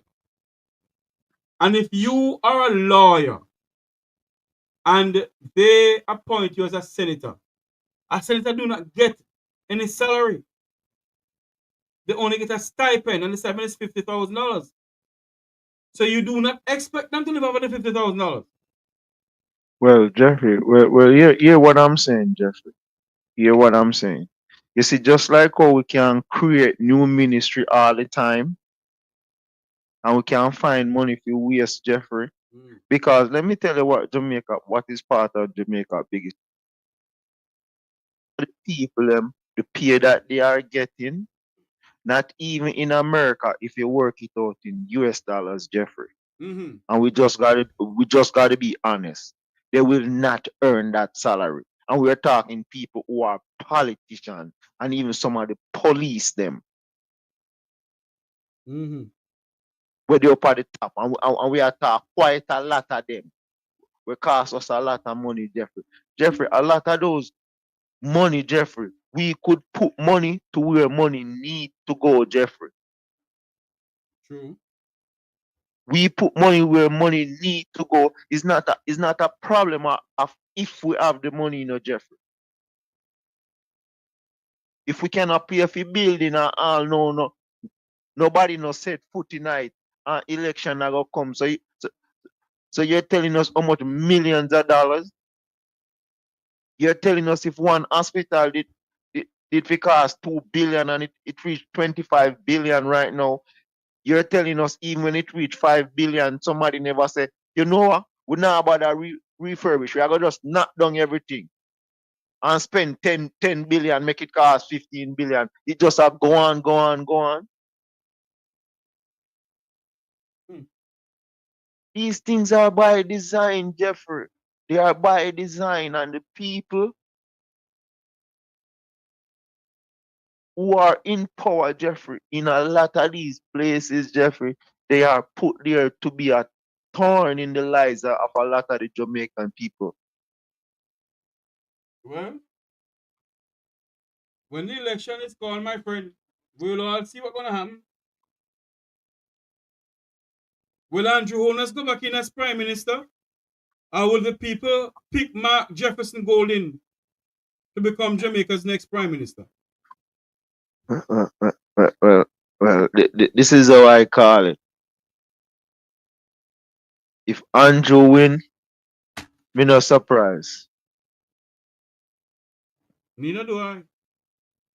Me no surprise, because I try to tell people there's no a length. day in politics, my friend, is like a year.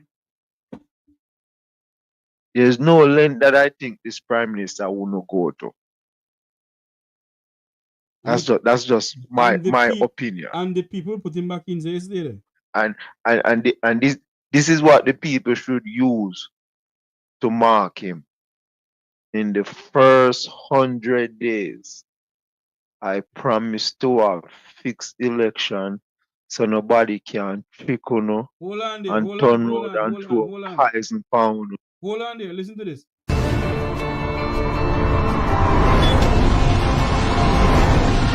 Within our first 100 days of government, we will start the legislative process to fix the date for general elections in Jamaica.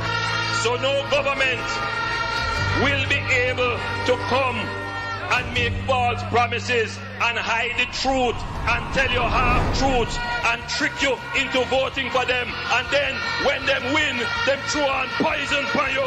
100 days. The fixed election date. Still I wait for the promise to fulfill. One broken promise after another. Laughable. As we say, none of your promise not fulfill yet, boss. So there you wait. Within the first 100 days of our government, we will start the legislative process to institute impeachment proceedings in Parliament. This will add another layer of protection of the Parliament to ensure that only members of unquestioned integrity sit in the Parliament. All ministers under the new Jamaica Labour Party government will be given a job letter.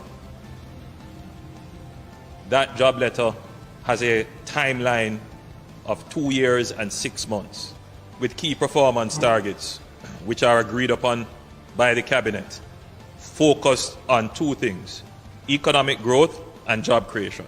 Andrew, you need to do what you said from 2016. You say you're going to put it on paper. So anything you put on paper, the MP have to work with it. So you need to do it now. Because I feel like, say, when you do that, the MP will do them work and we will see work done in the community. Within the first 100 days of government, we will start the legislative process to introduce term limits on the office of Prime Minister. Andrew, unless John him break him promise and nothing him say I'm gonna do for the next 100 days and now him not do nothing. Him not keep no promise and him say I'm the promise keeper.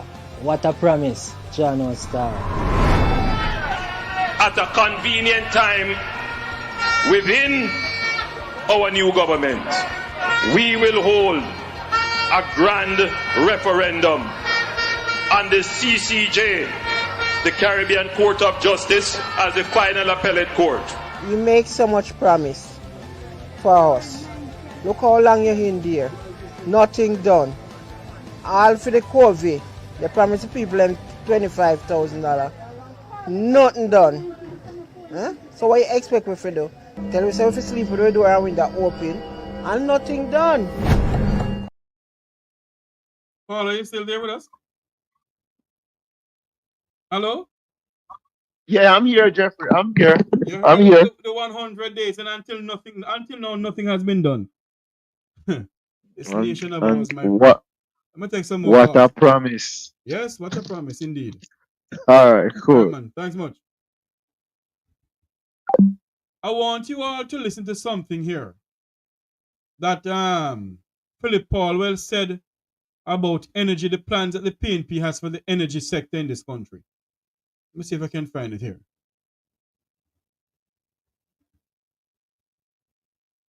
Hold on. This is the right one. Comrades, I'm very concerned that as we approach... Oh, he's talking about the political ombudsman. I'm going to play something also for you. That was said on Nationwide by the Minister of Justice about the political ombudsman. Listen to what Phillip Paulwell is saying. Comrades, I'm very concerned that as we approach these elections and the campaign has started, that we do not have a political ombudsman in place. The government abolished, really, the office as we know it, and instead, quite wrongfully, foisted the responsibility to the ECJ. Now, I, as a former leader of government business in Parliament, was responsible for the ECJ, and they have served the country well. But to be an adjudicator in the way the political ombudsman office is to operate is not their forte. And I believe it is still not too late for there to be a change. They have announced that they have appointed a field officer to go there to assist with the investigation. We need to know more about this person. We need to know who it is. And we need to know what is going to be the method for investigating. And so I call upon the ECJ to provide further explanation. I want you all to listen to something here now. That the Minister of Justice said on nationwide news, I think it was this morning. Listen to this. What do you mean a point person has been appointed? The person, you remember I was calling for a director of political conduct. It appears that such a person has been appointed and has been working with the ECJ for quite some time without fanfare. In other words, that person has been receiving reports, investigating these reports, and reporting back to the ECJ. And, you know, all of this is happening, and the public has not been informed. Well, you don't know.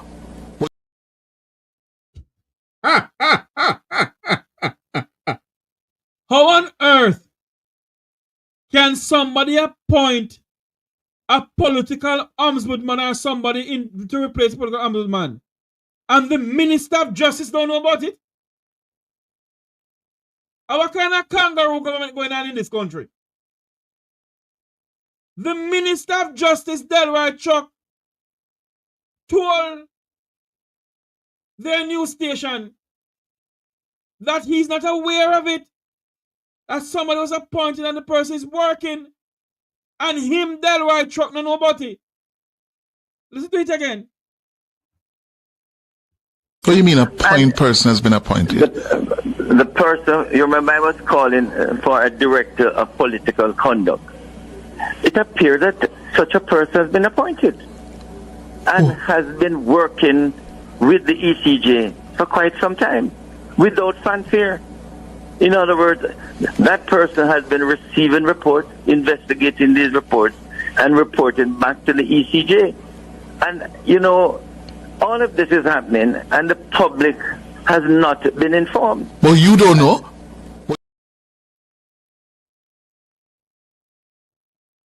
Now tell me something now. How on earth can somebody be appointed and the Minister of Justice is not aware of it? The Prime Minister is not aware of it? The Governor General is not aware of it? Have mercy upon us, O Lord. Have mercy.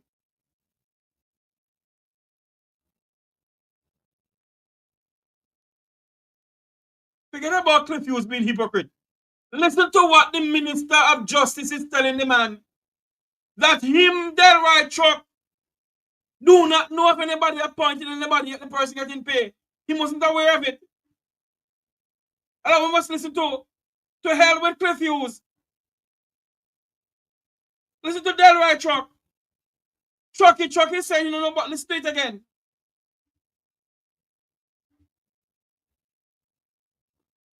What do you mean a point person has been appointed? The person, you remember I was calling for a director of political conduct. It appears that such a person has been appointed and has been working with the ECJ for quite some time without fanfare. In other words, that person has been receiving reports, investigating these reports, and reporting back to the ECJ. And, you know, all of this is happening, and the public has not been informed. Well, you don't know. A director of political conduct. He, Delroy Chuck, has been calling for it, you know. And now he must tell the people of Jamaica that one is appointed. It's apparently that one is appointed and one is working. And him, Delroy Chuck, with the Minister of Justice, don't know anything about it.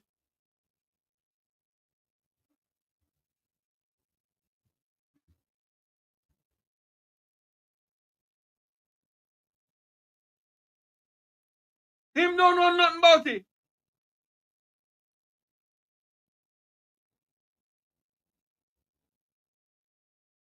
He is the Minister of Justice for this country, Jamaica.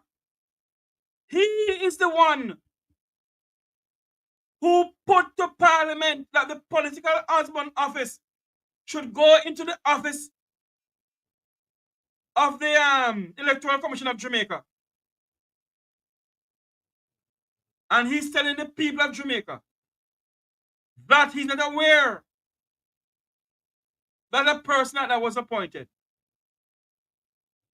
and is getting paid, and the person is what they have to do.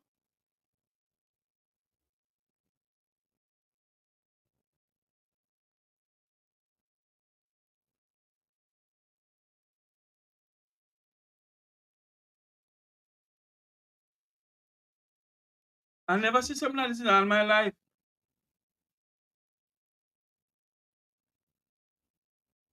Some strange thing happening in Jamaican politics. Some strange thing happening in this country. And none of us doing nothing about it. All we do is chat and chat and chat and chat. How the dickens you as Minister of Justice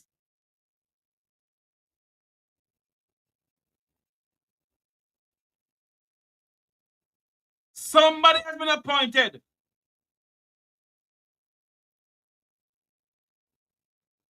and nobody knows about it? Father, I stretch my hand to thee. No man, this don't look good. This don't look good. What is really going on here?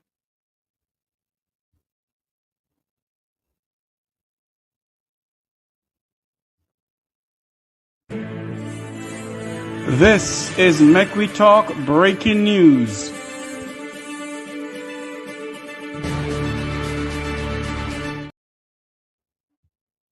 News coming into us that the Cayman Islands has a new government today. The People's Productive Movement, the PPM in the Cayman Islands, has won the country's majority vote. The leader of the PPM, Mr. Joseph Hugh, Joey Hugh, is of Jamaican parentage, and now he won the Georgetown North of the Cayman Islands election last night. And now the party, the People's Productive Movement, has won the election in the Cayman Islands. Joseph Hugh is the leader of the party, and he is set to become the next premier of the Cayman Islands. So congratulations to Mr. Hugh over there in the Cayman Islands, who has won that election over there. Let me look for something, because somebody said that a political. So they were good morning. How you do, man? How you do? I am here. Good day. Turn out the thing. Yes. Now, in Cayman Island, the incumbent get a beaten. Who's the incumbent again? The one who get a beaten. Who's the incumbent again? The PPM. The PPM. You said the Cayman Islands have a new government? Yes, the PPM. Isn't the PPM not one? But because you said new government, so if it's a new government. Yeah. That's what I mean now. Yes. Yes. So the incumbent get a beaten. Yes. Upper Canada, the incumbent get a beaten. That's Trinidad and Tobago, the incumbent get a beaten. Me say you see you. And where you going with this one now? If the trend continue, in Jamaica, the incumbent guys get a beaten. You see what I'm saying? Yeah, man, Mr. And look at this now. I've pity on Delroy. Because Delroy parking truck, instead of CHUCK, make a deal with TRUCK. So, in parking truck, guess how in truck gets a park? You have any idea? When do what? You have any idea how in truck gets a park? No, you tell me. He's been ambushed in the night. not NIGHC this time. He's been ambushed in the KNIGHC. In other words, Stacy Knight is ambushing him. Yeah, that mercy, you know the thing, man, I need to say nothing more, man. Yeah, man. And the man turned fool. You don't realize that the man turned fool. The man not in a parliament. He not, what is? What we really are dealing with, Jeffrey? What we really are dealing with? What we have a government? Who we have a lead with?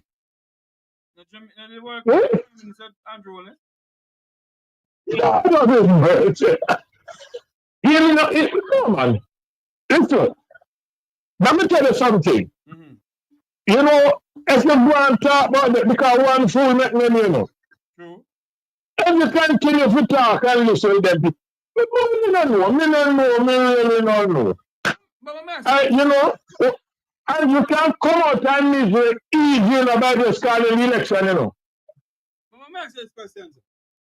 Let me ask you something. If the election is called, you see, when it's called, and the PNP get into power,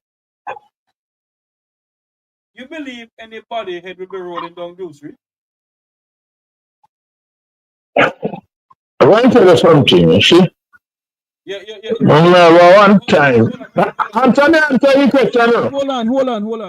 Your mouth is too close to the speaker. Okay. All right. You have me in a headset? No, man, never deal with that one. What I think might happen, someone beating down in Greendale, Spanish Town, where I am right now. Oh. So someone beating on the roof, as we speak. Go ahead. Yeah.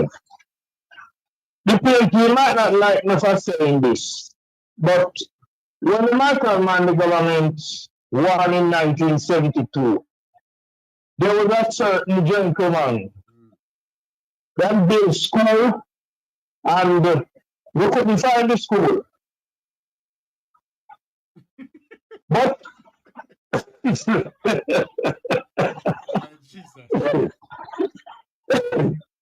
and people now remember good, but at two school and nobody can find the school then.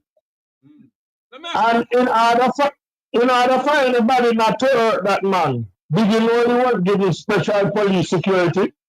I beg your pardon? They not like you when I say this. But when we talk to Jamaica, make we talk straight, no? And don't be any hypocrite. We don't know what happened this time around, but someone supposed to roll. Because we never have anything like this before. I don't know if I ever said this to you. I support the People's National Party, and I will never tell you, say, them not do that. Let me tell you, because I can't tell me, not tell you, say, them not that thief when them do it. But the PNP did that thief with spoon. The JLP come on a backward, the JLP use and thief. I want to ask you this question, though. Does Jamaica have a political ombudsman? Listen to me, and listen to me good now. Yes or no? Do they have a political ombudsman? Is there a reason I'm asking? Well, look now. Me not think Delroy no. I'm in my position for no. Hold on. Thinking about Delroy. At yeah. Time at all, did you hear that we have a political ombudsman? Yes or no? No. Okay, hold on there. Who is Errol Jarrett? Me here, sir, in the electoral business too. Okay. So Errol Jarrett is not the political ombudsman. No, that I know of. So I don't know where people are getting this from. There, as far as I'm concerned, Mek Wi Talk is not aware of anybody being appointed at the political ombudsman office and getting paid. So I don't understand what they're going. Where the 60 million go they go do?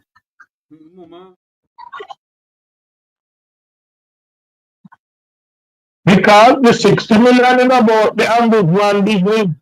But hear me now, Jeffrey. One time, one lady did come on the television or the radio, I think, and they were talking to her. And she's saying something that happened, and it was another political scene. And I said, then should I report it? Listen me carefully, not my word. The lady said, then should I report it to the ambushman? The ambush. Finally, it looked like the right truck. Find an ambushman. But he said on he said on the JLP FM that he's not aware of anybody there. But what he's saying now, that there's somebody put there as is already working and he wasn't aware of it. So who is in charge? Listen to me. Me don't know about one festival song. That festival song was what? In the 90s, I think, you know. The festival song, it go like this. She stop, she go, she stop. She stop, she go, she stop, she go, stop and go. These people, either them a puppy show or them take we for puppy show. But some puppy show business are going. Me not understand, and me just can't understand it. I just can't. And let me tell you, when JLP FM find it difficult to defend you, to defend the JLP, you know what's really bad. Because JLP FM confused. Like how the party confused itself. That's how the party confused itself. Jeffrey, let me tell you something before me leave. No, you see the condition out. You're not left it. Come here, my question to answer. Go ahead. Yes, because what I was going to say, the confusion with the JLP have we and the confusion with them under. Remember, I don't know if I said this to you, and I'm going to say it one more time. You see, Westmoreland, Hanover, Trelawney, Manchester, there will be no seat for the Jamaica Labour Party. They'll be weeping and wailing. Yes, and let me tell you something. Hold on, man. Hold on. Let me play one song here. Hold on, my friend. You hold on a minute there. Ball out! Whoa, yo. We need help, Jesus. Jamaica need help. Shift the parliament. Shift the election. Shift everything. Remove them out there. Take out the cockroach. Take out the thief. Take out the criminal them. Take out the thief them. Take out the murderer them. Take out the gang leader them. Out of parliament. Take them out from Portland. Take them out. I hear Portland. Me I go to Portland. Why me I travel to Portland? Take out somebody, man or woman. So hold on now. Repeat what you said a while ago. Who and who? Yeah, because me have three more, so let me start it over again. Yes. Trelawney, Hanover, Westmoreland, Manchester. There will be no seat for the Jamaica Labour Party. What about St. Mary?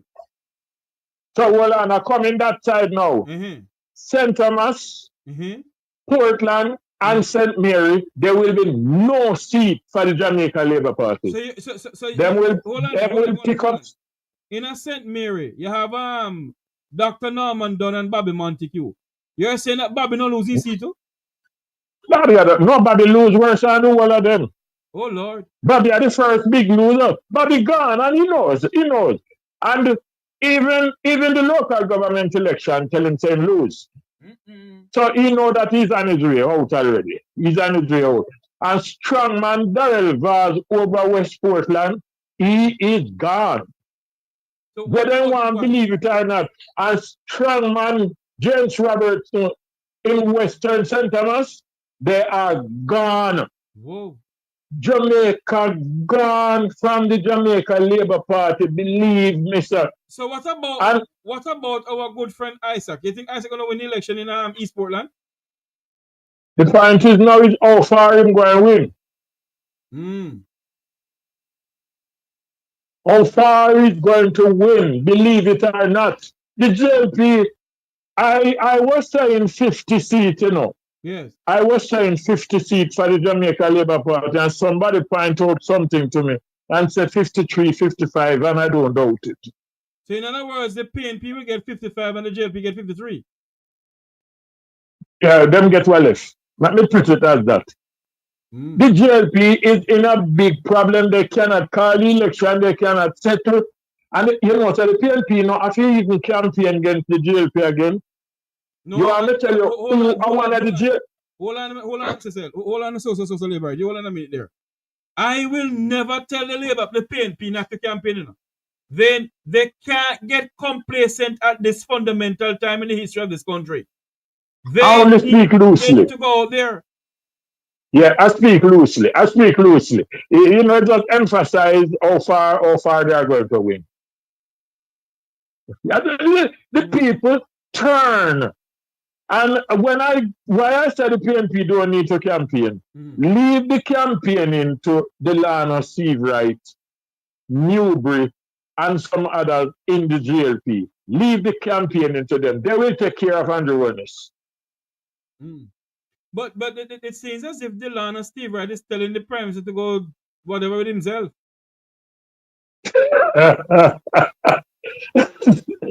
Let me tell you, Delano Seawright is not one of my favorite persons. Yes. But in war, they said the enemy of my enemy is my friend. Yes. Delano Seawright becomes my friend. Because you get what I'm saying? I heard that Delano said, to hell with your ministerial position, isn't it sitting? I gone. Because they bring down a propaganda upon Marky G when Lawrence Shaw got chat him fool in such a money business and then term it hush money scandal. Well, those people supposed to tell me when the Prime Minister give Delano Seawright Senate and give him State Minister, they have to find a name for that because I hush the Prime Minister, hush something and want to stop somebody from fight out Christian Tavares. But hold on there. I don't understand members of the Labour Party, you know. I want to say that I meant by saying this. Jamaicans who are watching this platform here, majority of you is very young. I don't know what I say that. But my good friend Social Liberate no me I say. When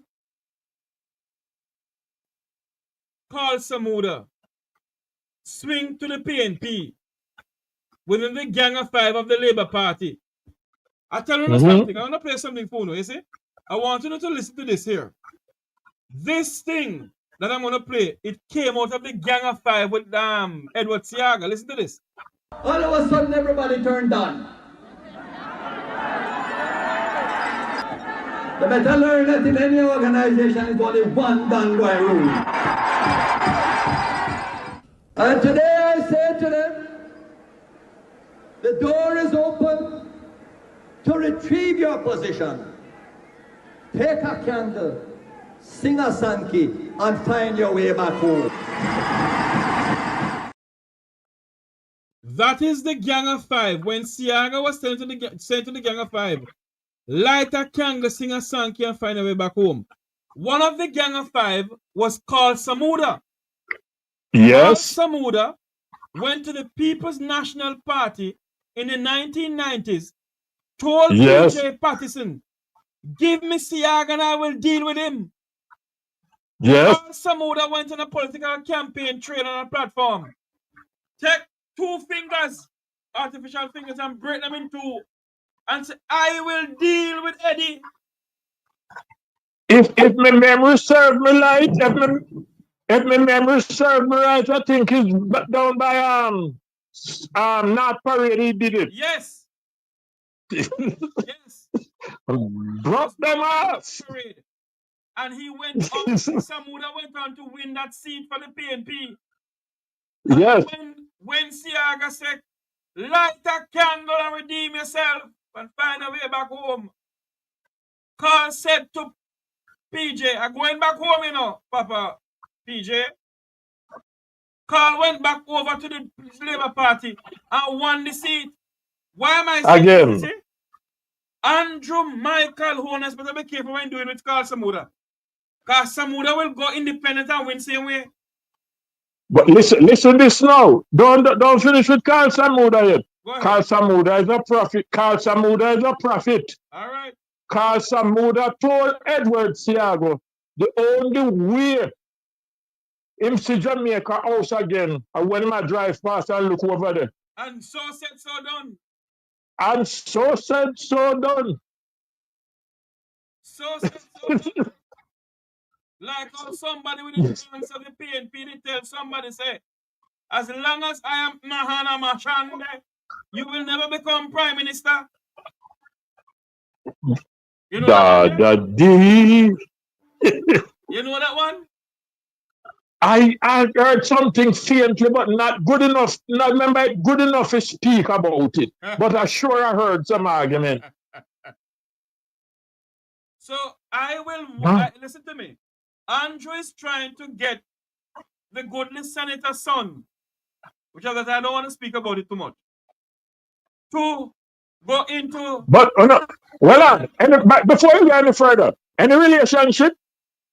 You and I will talk off here. All right. When Samuda, there was a thing going on in Samuda seat, you know, with Mama P and the president of the Senate. The president of the Senate did run against. Sorry, this president of the Senate did run against Carl. I think it's called our Peach, our Mama P. I don't remember. But somebody win. But there have been a war between the Samudas and the president of the Senate from day one. So I do not know why you're putting Christian to go down there. Well, let me tell you. In Jamaica, you have some species of ants. You have the one they call the pitimilicle. Yes. You have the red ants, you have the duck ants. But in the JLP, you have another ants in there, you know. It named grievance. Lord Jesus.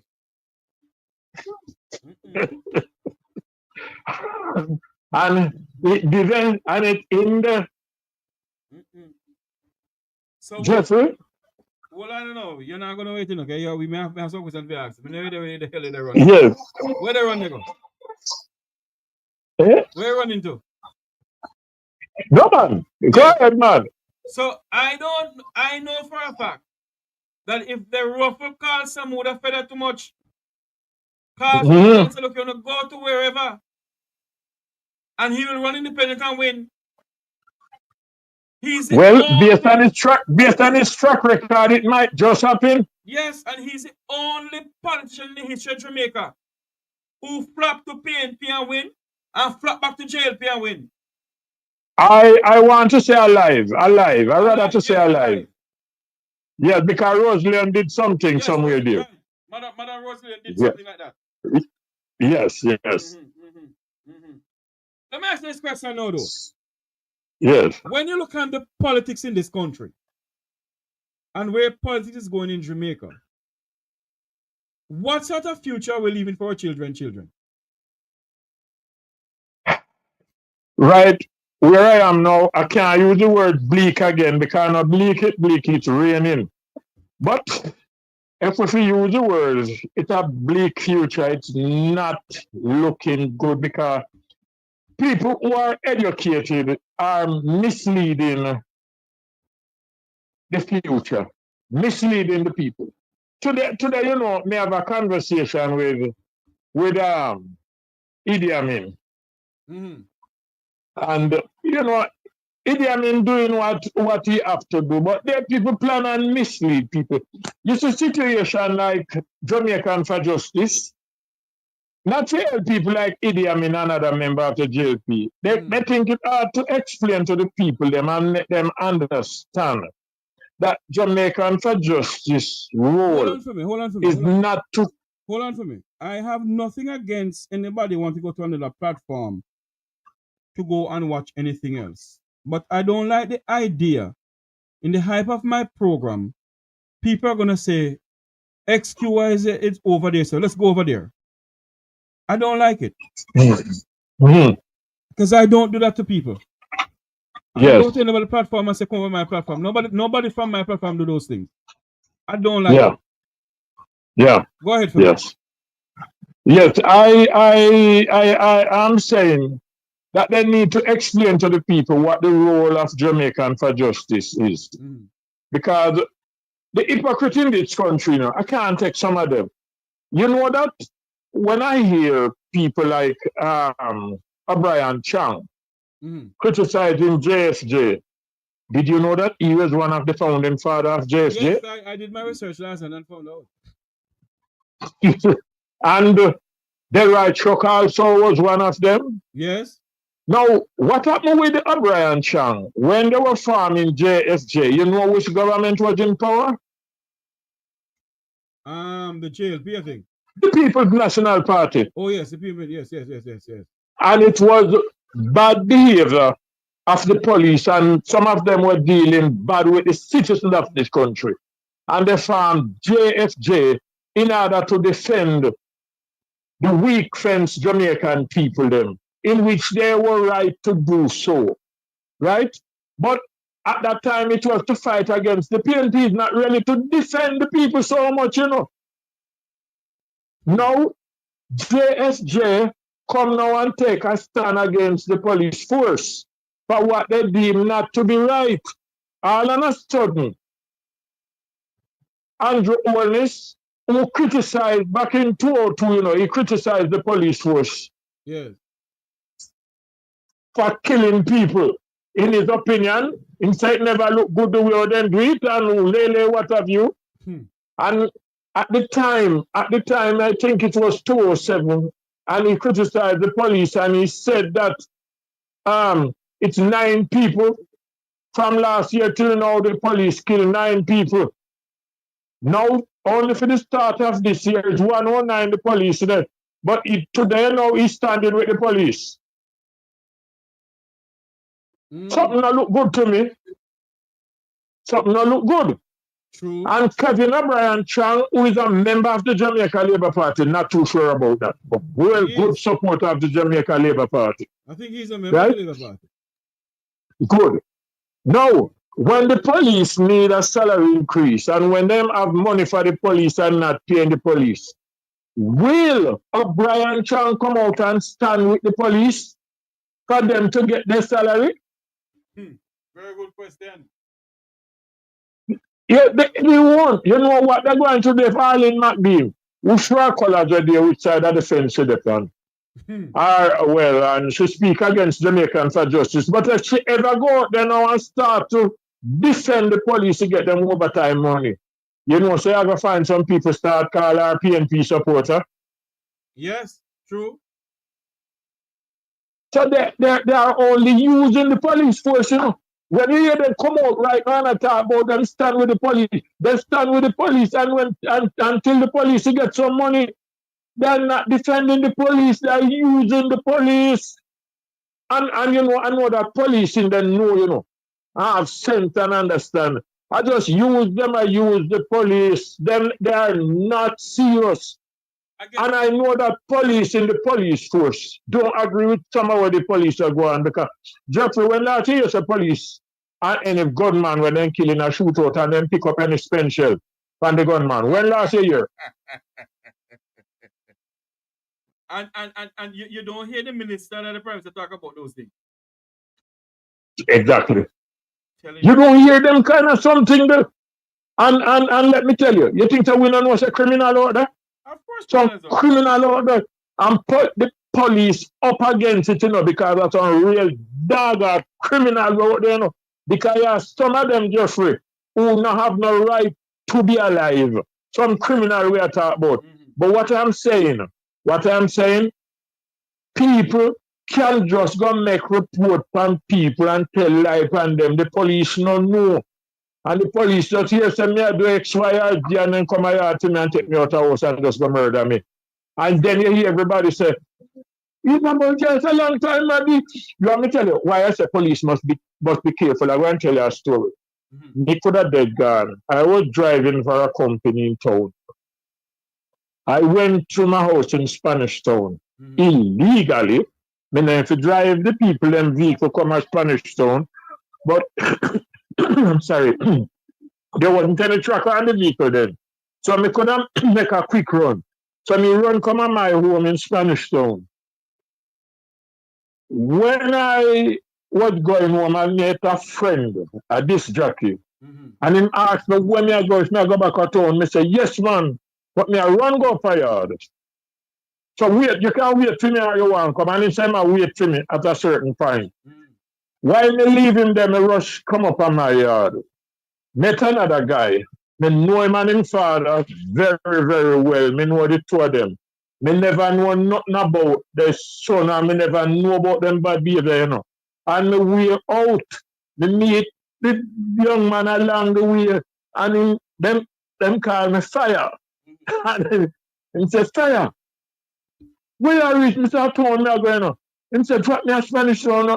I said, "We can't go in a Spanish town." And he said, "Come on, no one drop me in a Spanish town." I said, "All right, come." So when we reach a McNeil Park, I said to the other brethren, I said, "All right, me I just drop the man up a Spanish town and come back." Me tell you something, Jeffrey. When we reach right at LOJ Plaza, then call it LOJ still. Now I start before, but we call it LOJ still. Yes. I saw a team of policemen, man, now the blue suits, Because when me pick up the guy I want a friend in the day, me check up the two of them. When the man said, me hear the one at the back said to the next friend, say, "Hey, see boy them here, See boy them here." And when me look at fix the man, I fix them gun at them waist. Jesus Christ, Jeffrey. Me don't know if me clean myself or no. And me drive go right up to where the clock there. And I just me let them out. And me could have turned around and go back. Jeffrey, you see me dead though? Yes. You see me dead not shoot out? Me never know. Innocently. I never know, say the man them a criminal. Me never know none at all. Me know him and him father. Two of them dead now, because the father dead too, because them did no wrongs. But I never know. Never. So you see, we have to be careful and carry things before the judge. And be sure you say, sometimes I get information and information no good, because remember, so then get the Prime Minister wrong information already, Remember, then tell the Prime Minister said, Klansman are sell land over Clifton. And the Prime Minister go in a house and take bulldozer the next day and go up a Clifton and go bump down people's house. Wrong information in get. Did anybody tell the Prime Minister at the Prime Minister will say? Eh? Did anybody truly tell the Prime Minister that, or he just felt like saying it? Klansman? Yes. Me don't know if so, but guess what? When it turn out, me never know, say, him teach a friend over there, so this was a member of the Klansman. Because him and that person come out in a picture and she a principal of school, and all of them things. You see what bad information can do? Yes. And that's why, that is the reason why the police have to be careful, because some of who them kill, maybe are just associate and they don't even know. We have to be very, very, very careful, Mr. Police and Miss Police. We have to love them. Our first line of defense, We have to love them. But we have to be very careful. We have to be very, very careful, Jeffrey. Very careful. And them not to try politicize the police force. Don't do it. Because the police force well politicized already, you know. Because I remember so them take one man, one JLP activist for over JLP FM. Then take him and kept him in the police force as district constable. And the guy that's supposed to have enough brain, you know. And quick time he becomes senior superintendent of police, you know. And I record that, you know, and I even CD, a thumb drive that, you know. Yes, man. One big leap from special constable right up to senior superintendent of police. All that the police are do. All the police they do, they can CVM at their time. Hold on there. I want to read something. A parade. This just came into the news center here, courtesy of the Jamaica Gleaner. Prime Minister Andrew Holness confirmed with the doctorate of law bachelor degree at the at a ceremony at the Northeast University on Thursday. No, sorry, not at university on Sunday and on Thursday in Boston, Massachusetts. So the Prime Minister is now has been confirmed with the doctorate of law and bachelor degree at a ceremony held at the North Central University on Thursday in Boston, Massachusetts. So now you have to address him now, you know, Doctor, the most honorable Andrew. Honorable. I'm gonna play the video. Hold on, I'm gonna play the video. To the streets. The impact of U.S. gun laws on gun violence in Jamaica.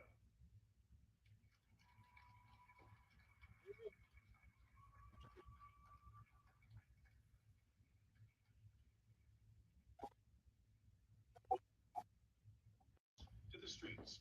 The impact of U.S. gun laws on gun violence in Jamaica.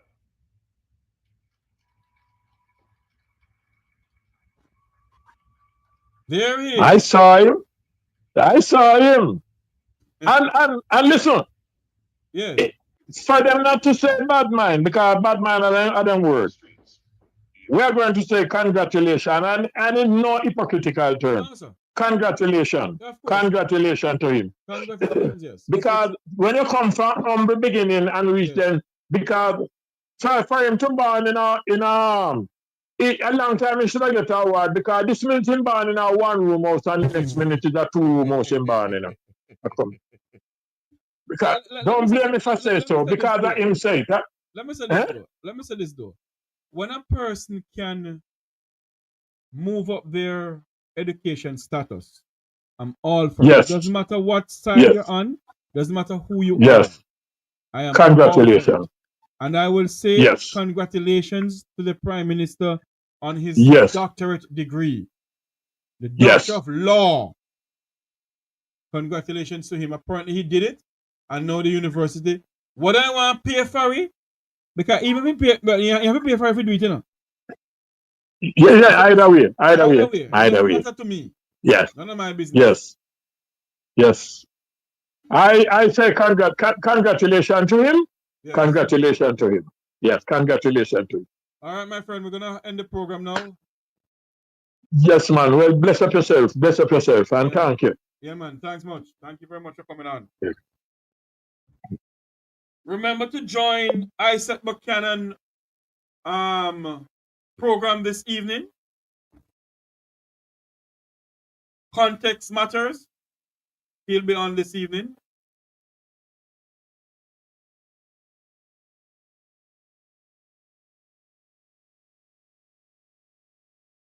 I don't know. I do not know if it's his daughter acting as any political ombudsman. I have no proof to that, so I can't say it. Let me see something here. Let me go check something here. Before I come off here, let me check something here. I have no proof that his daughter is acting as political ombudswoman or man or whatever.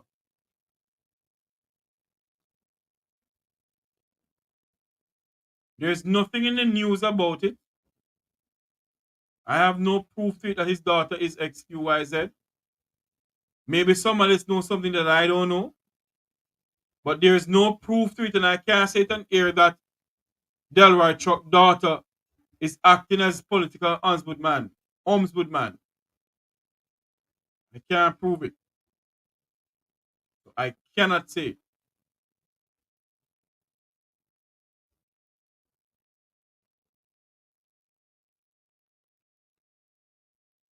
I can't say it. And I'm searching everywhere to figure out if that is so. And I can't say anything that his daughter is acting. What I'm saying is this, that it cannot be that the Minister of Justice does not know who is in the office.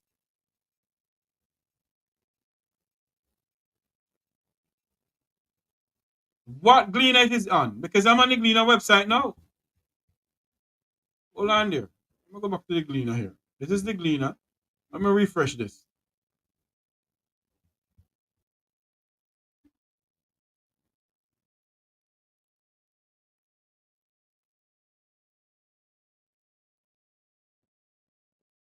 I am not. Anybody who find it on the Gleaner, can you send it to my phone? Because I'm on the Gleaner searching. And I'm not seeing it at all. When was this? Was it in today's Gleaner?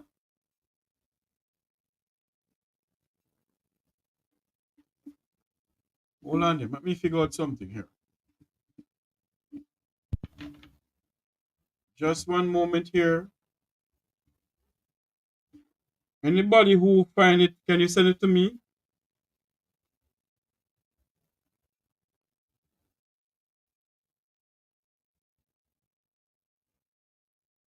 Hold on there. Let me figure out something here. Because I haven't seen it on there. Let me go into the Gleaner on Instagram and see if it is on it.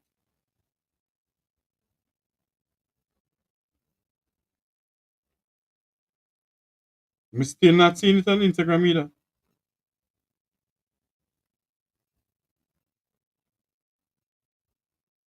I don't see where in there say his daughter is now the political ombudsman. So I don't know where to get this from. I'm on the Gleaner. I'm going to Jamaica Observer.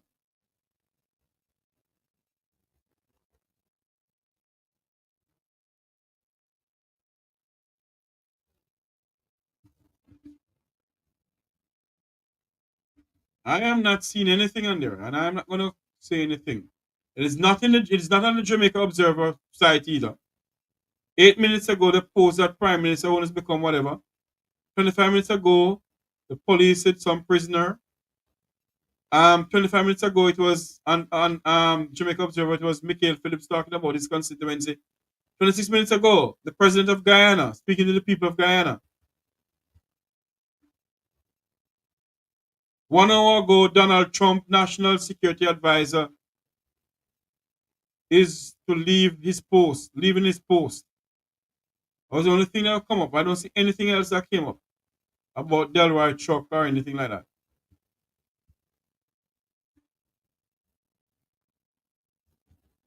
So I have no proof that his daughter is the Jamaica Gleaner. Nothing is in the Jamaica Gleaner.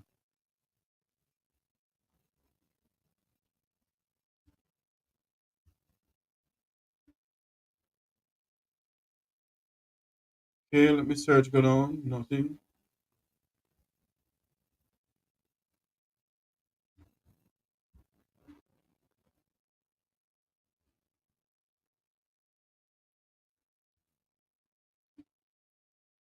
What I see so far is this. Hello? Hello? Yeah. Yes, ma'am. Yes, ma'am. Yes, ma'am. Hold on there for me, because this thing start not working again. Hold on there for me. Go ahead for me. Hello? I was listening to a program. When Ed Boy had the program, and you know anything Ed Boy said, it goes like that. he was talking about the ombudsman. And he said he do his research and found out that Delroy Chuck's daughter, she is the and I would never say ambushman. Well, So I don't know. I don't know. Let me call head boy and talk to him here, sir. yes, because I was listening to a program a while ago with Ed Boy, and because I'm listening to your program on the TV and another program on my phone. And head boy was on that program? Yes. Let me see if I get a hold of him. Thank you. Yes, you're welcome. All right.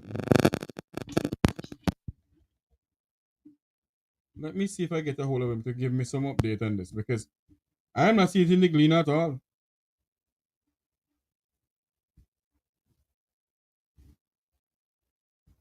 Oh, Lordy. Hold on for me, please. Let me call him here.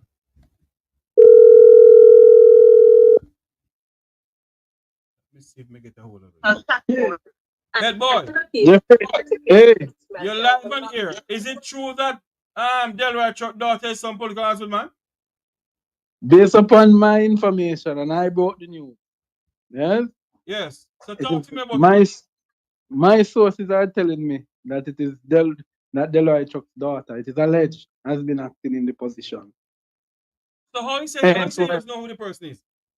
So now that's why no one say him don't know who the person. You know something named plausible deniability. Can the Minister of Justice not know who's acting in the position of the ombudsman? That's what I'm saying. Delroy micromanages his ministry, you know. Oh. Remember every single thing we see happening in the ministry, you know, see Delroy there? So let me ask this question. Yeah. Is this a conflict of interest, head boy? Well, we don't. Let's wait on what they put out before we rush to judgment. But I am confident in the source that tells me what they told me. Huh? And you know me, I would never release something unless I'm confident about it. Huh? But if that is so, though, the political ombudsman will just work in the favor of the Labour Party. Well, She's not going to work independent if that is so. There is no rules on who becomes the political ombudsman, you know. I know. So, and they can quote that as well. That there is no rule outlining who should become. I think there's only one requirement, that the person has a basic understanding of the law. Yeah, and on top of it, the political ombudsman, when Harold Blair was there, Harold Blair was no lawyer. Yeah, but he had access to lawyers. So, let's see how.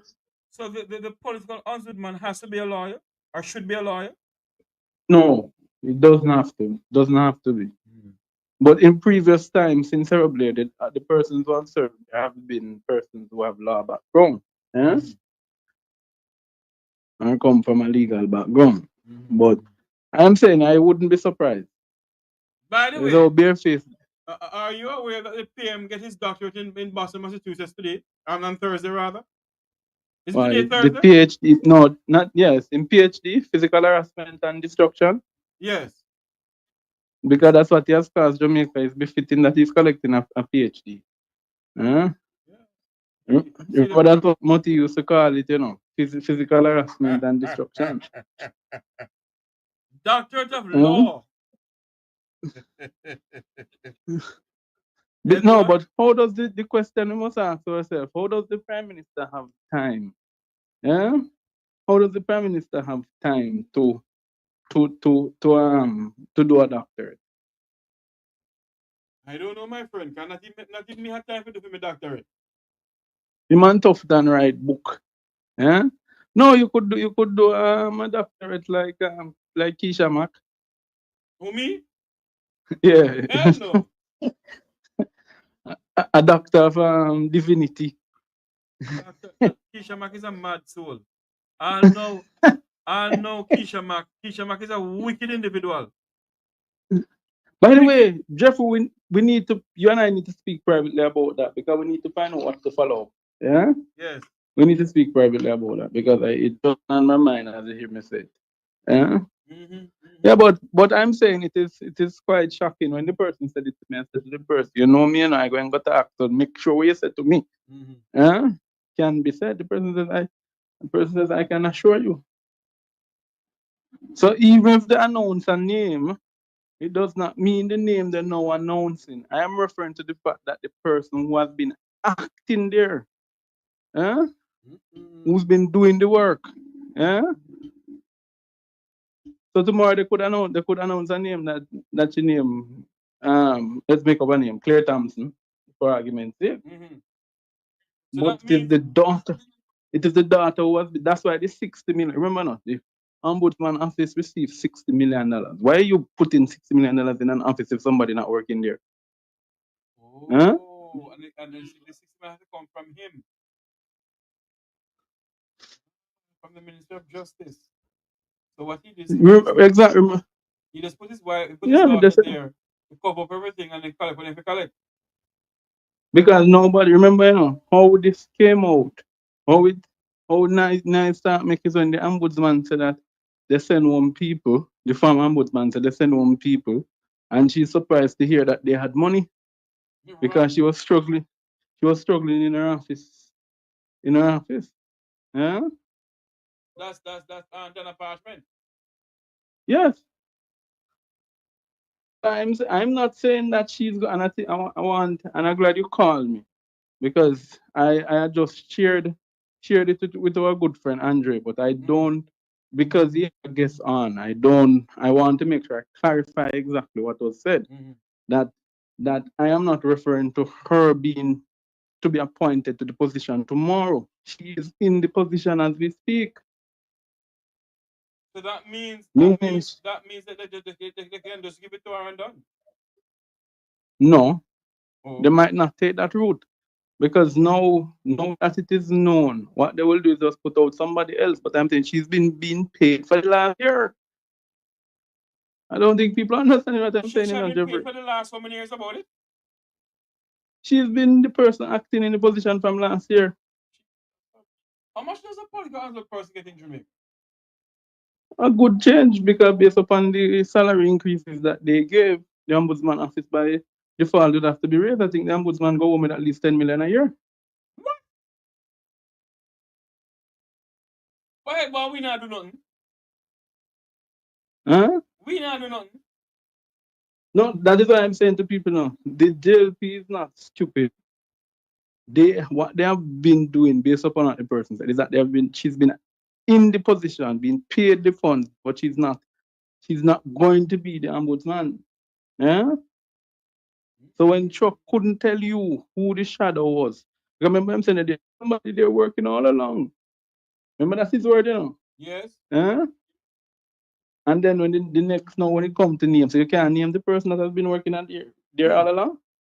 And I heard his friend and the JLPFM, his friend Cliff, you said to him, and you don't know anything about it?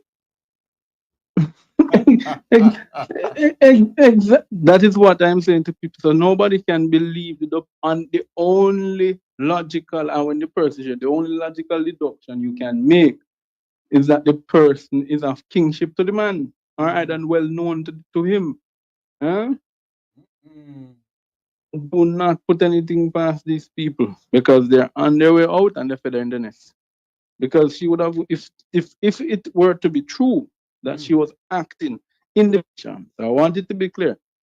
No, there's no news confirming that she has been given the position. But during the period of last year, she was there. And no, and that is a show, you know. There is no investigative journalism in Jamaica, you know. None.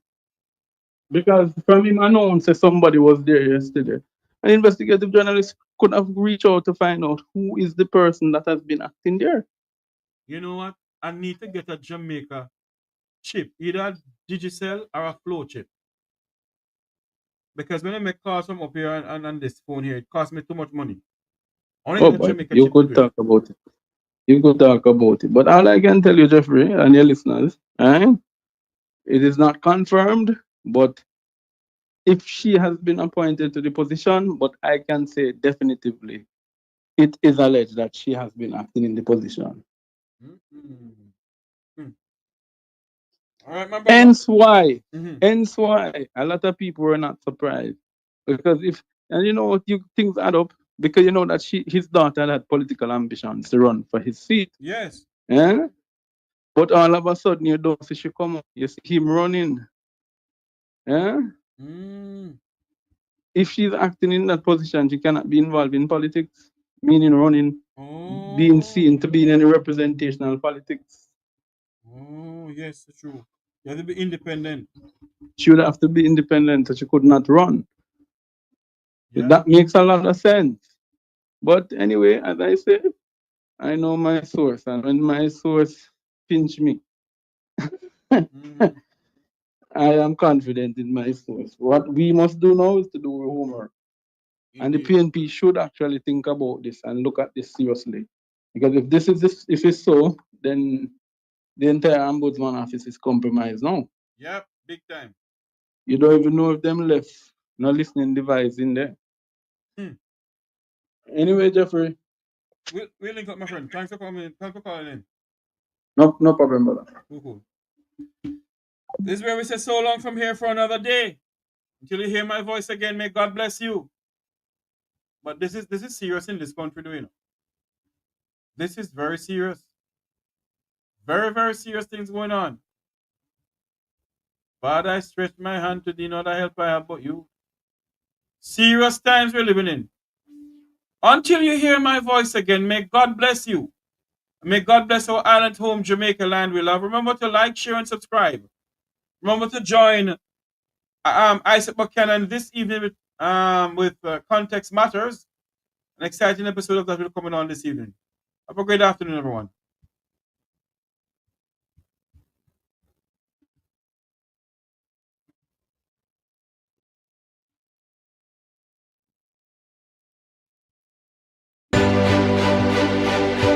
I am Isaac Buchanan, MP candidate for Portland Eastern.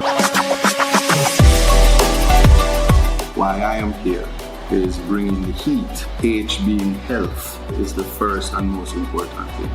I am at the Port Antonio Hospital doing a tour of the facilities to see how best we can turn what is now a C-type hospital to a A.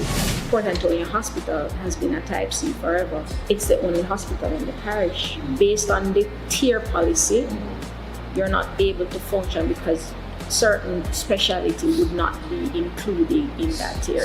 If we're continuing to operate on a tier system, then the conclusion is that type A needs to be here in Portland. I'm trying to get to the place where we're not restricted by policy, which clearly is an indicator of a failing health system. I'm now meeting with the executive staff, the administrative staff, and the medical doctors, trying to find out exactly what the hospital position is in terms of healthcare, what kind of treatment is available at the facility. So I just want to understand what the patients currently have to deal with, or what they have to go through in order to get the different services. In the A&E, we have 4 medical officers that are assigned there. We have level 1, level 2s. Those are more junior doctors, so you'd want like an A&E consultant. I'm specifically interested in the maternity ward. We have had in the past death resulting from birth, whether it be from the mother or the child, and that is something dear to me. So far this year, we have not had any maternal deaths, and we would like to keep it that way. Being so far away from the type Bs and the type A hospitals, we know that we have to stand on our own 2 feet in terms of patient care to ensure that we have good outcomes.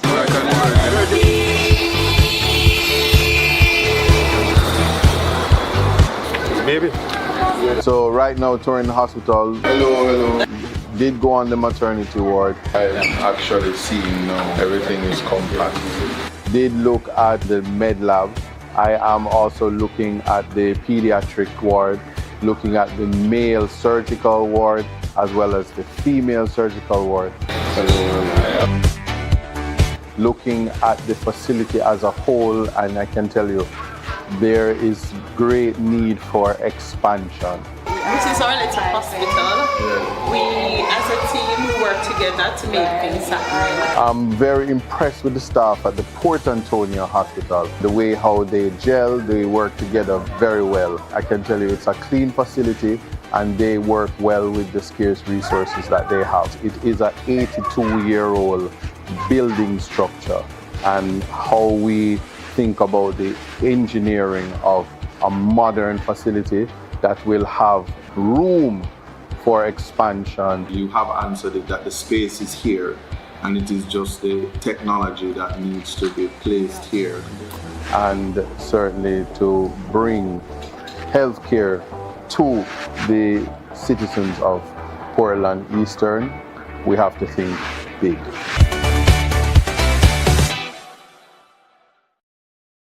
The One Jamaica Legal Defense Foundation and its global supporters cordially invite Jamaicans ayard and abroad to its inaugural reconnection on June 21st, 2025 at the Ranny Williams Entertainment Center in Kingston, Jamaica. Bring your entire family for a day of food, fun, entertainment, and information. Get an understanding of the Constitution and the skills necessary to exercise your rights and your civic responsibilities as Jamaican citizens. You can't afford to miss this inaugural Reconnection Rally, June 21st in Kingston. Tune in for further information and updates to Reason with Radigan on YouTube and reggaeglobalradio.com, Saturdays at 3 p.m. New York time and at 2 p.m. in Jamaica. See for yourself.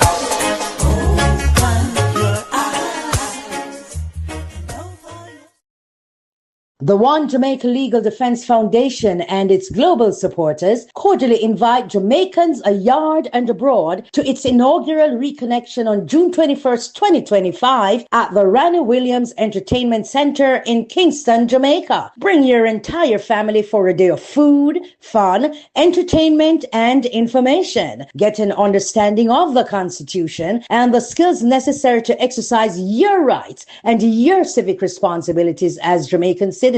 You can't afford to miss this inaugural Reconnection Rally, June 21st in Kingston. Tune in for further information and updates to Reason with Radigan on YouTube and reggaeglobalradio.com, Saturdays at 3 p.m. New York time and at 2 p.m. in Jamaica. See for yourself.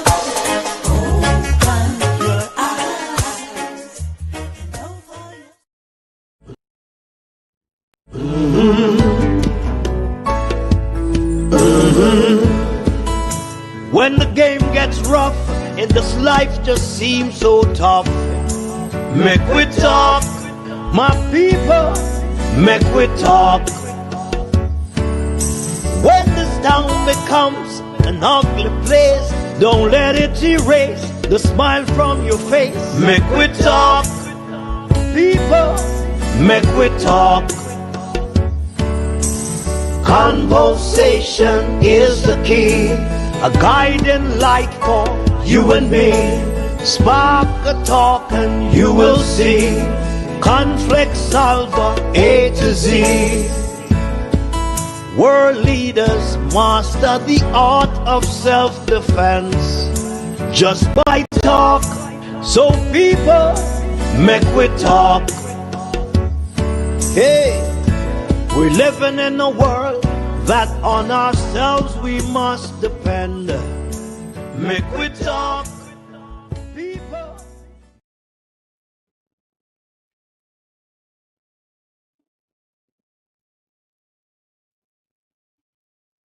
Mek Wi Talk. Unity is strength. Make we reason. Mek Wi Talk. If we see corruption in any shape or form, we're going to highlight it. Mek Wi Talk. Jeffrey Tavares represents Yard and Broad and the entire diaspora. As long as it affects the life of our nation, uncover the truth. Make we reason. Mek Wi Talk. And we don't care about no vumva viva va. No upper echelon. Nobody is not above the law. As long as it not help Jamaica. Mek Wi Talk. Mek Wi Talk. Unity is strength. Make we reason. Mek Wi Talk. If we see corruption in any shape or form, we're going to highlight it. Make we talk. Jeffrey Tavares represents Yard and Broad and the entire diaspora. As long as it affects the life of our nation, uncover the truth, make we reason, make we talk. And we don't care about no vumva viva va, no upper echelon, nobody is not above the law. As long as it not help Jamaica, make we talk. Make we talk. Unity is strength. Make we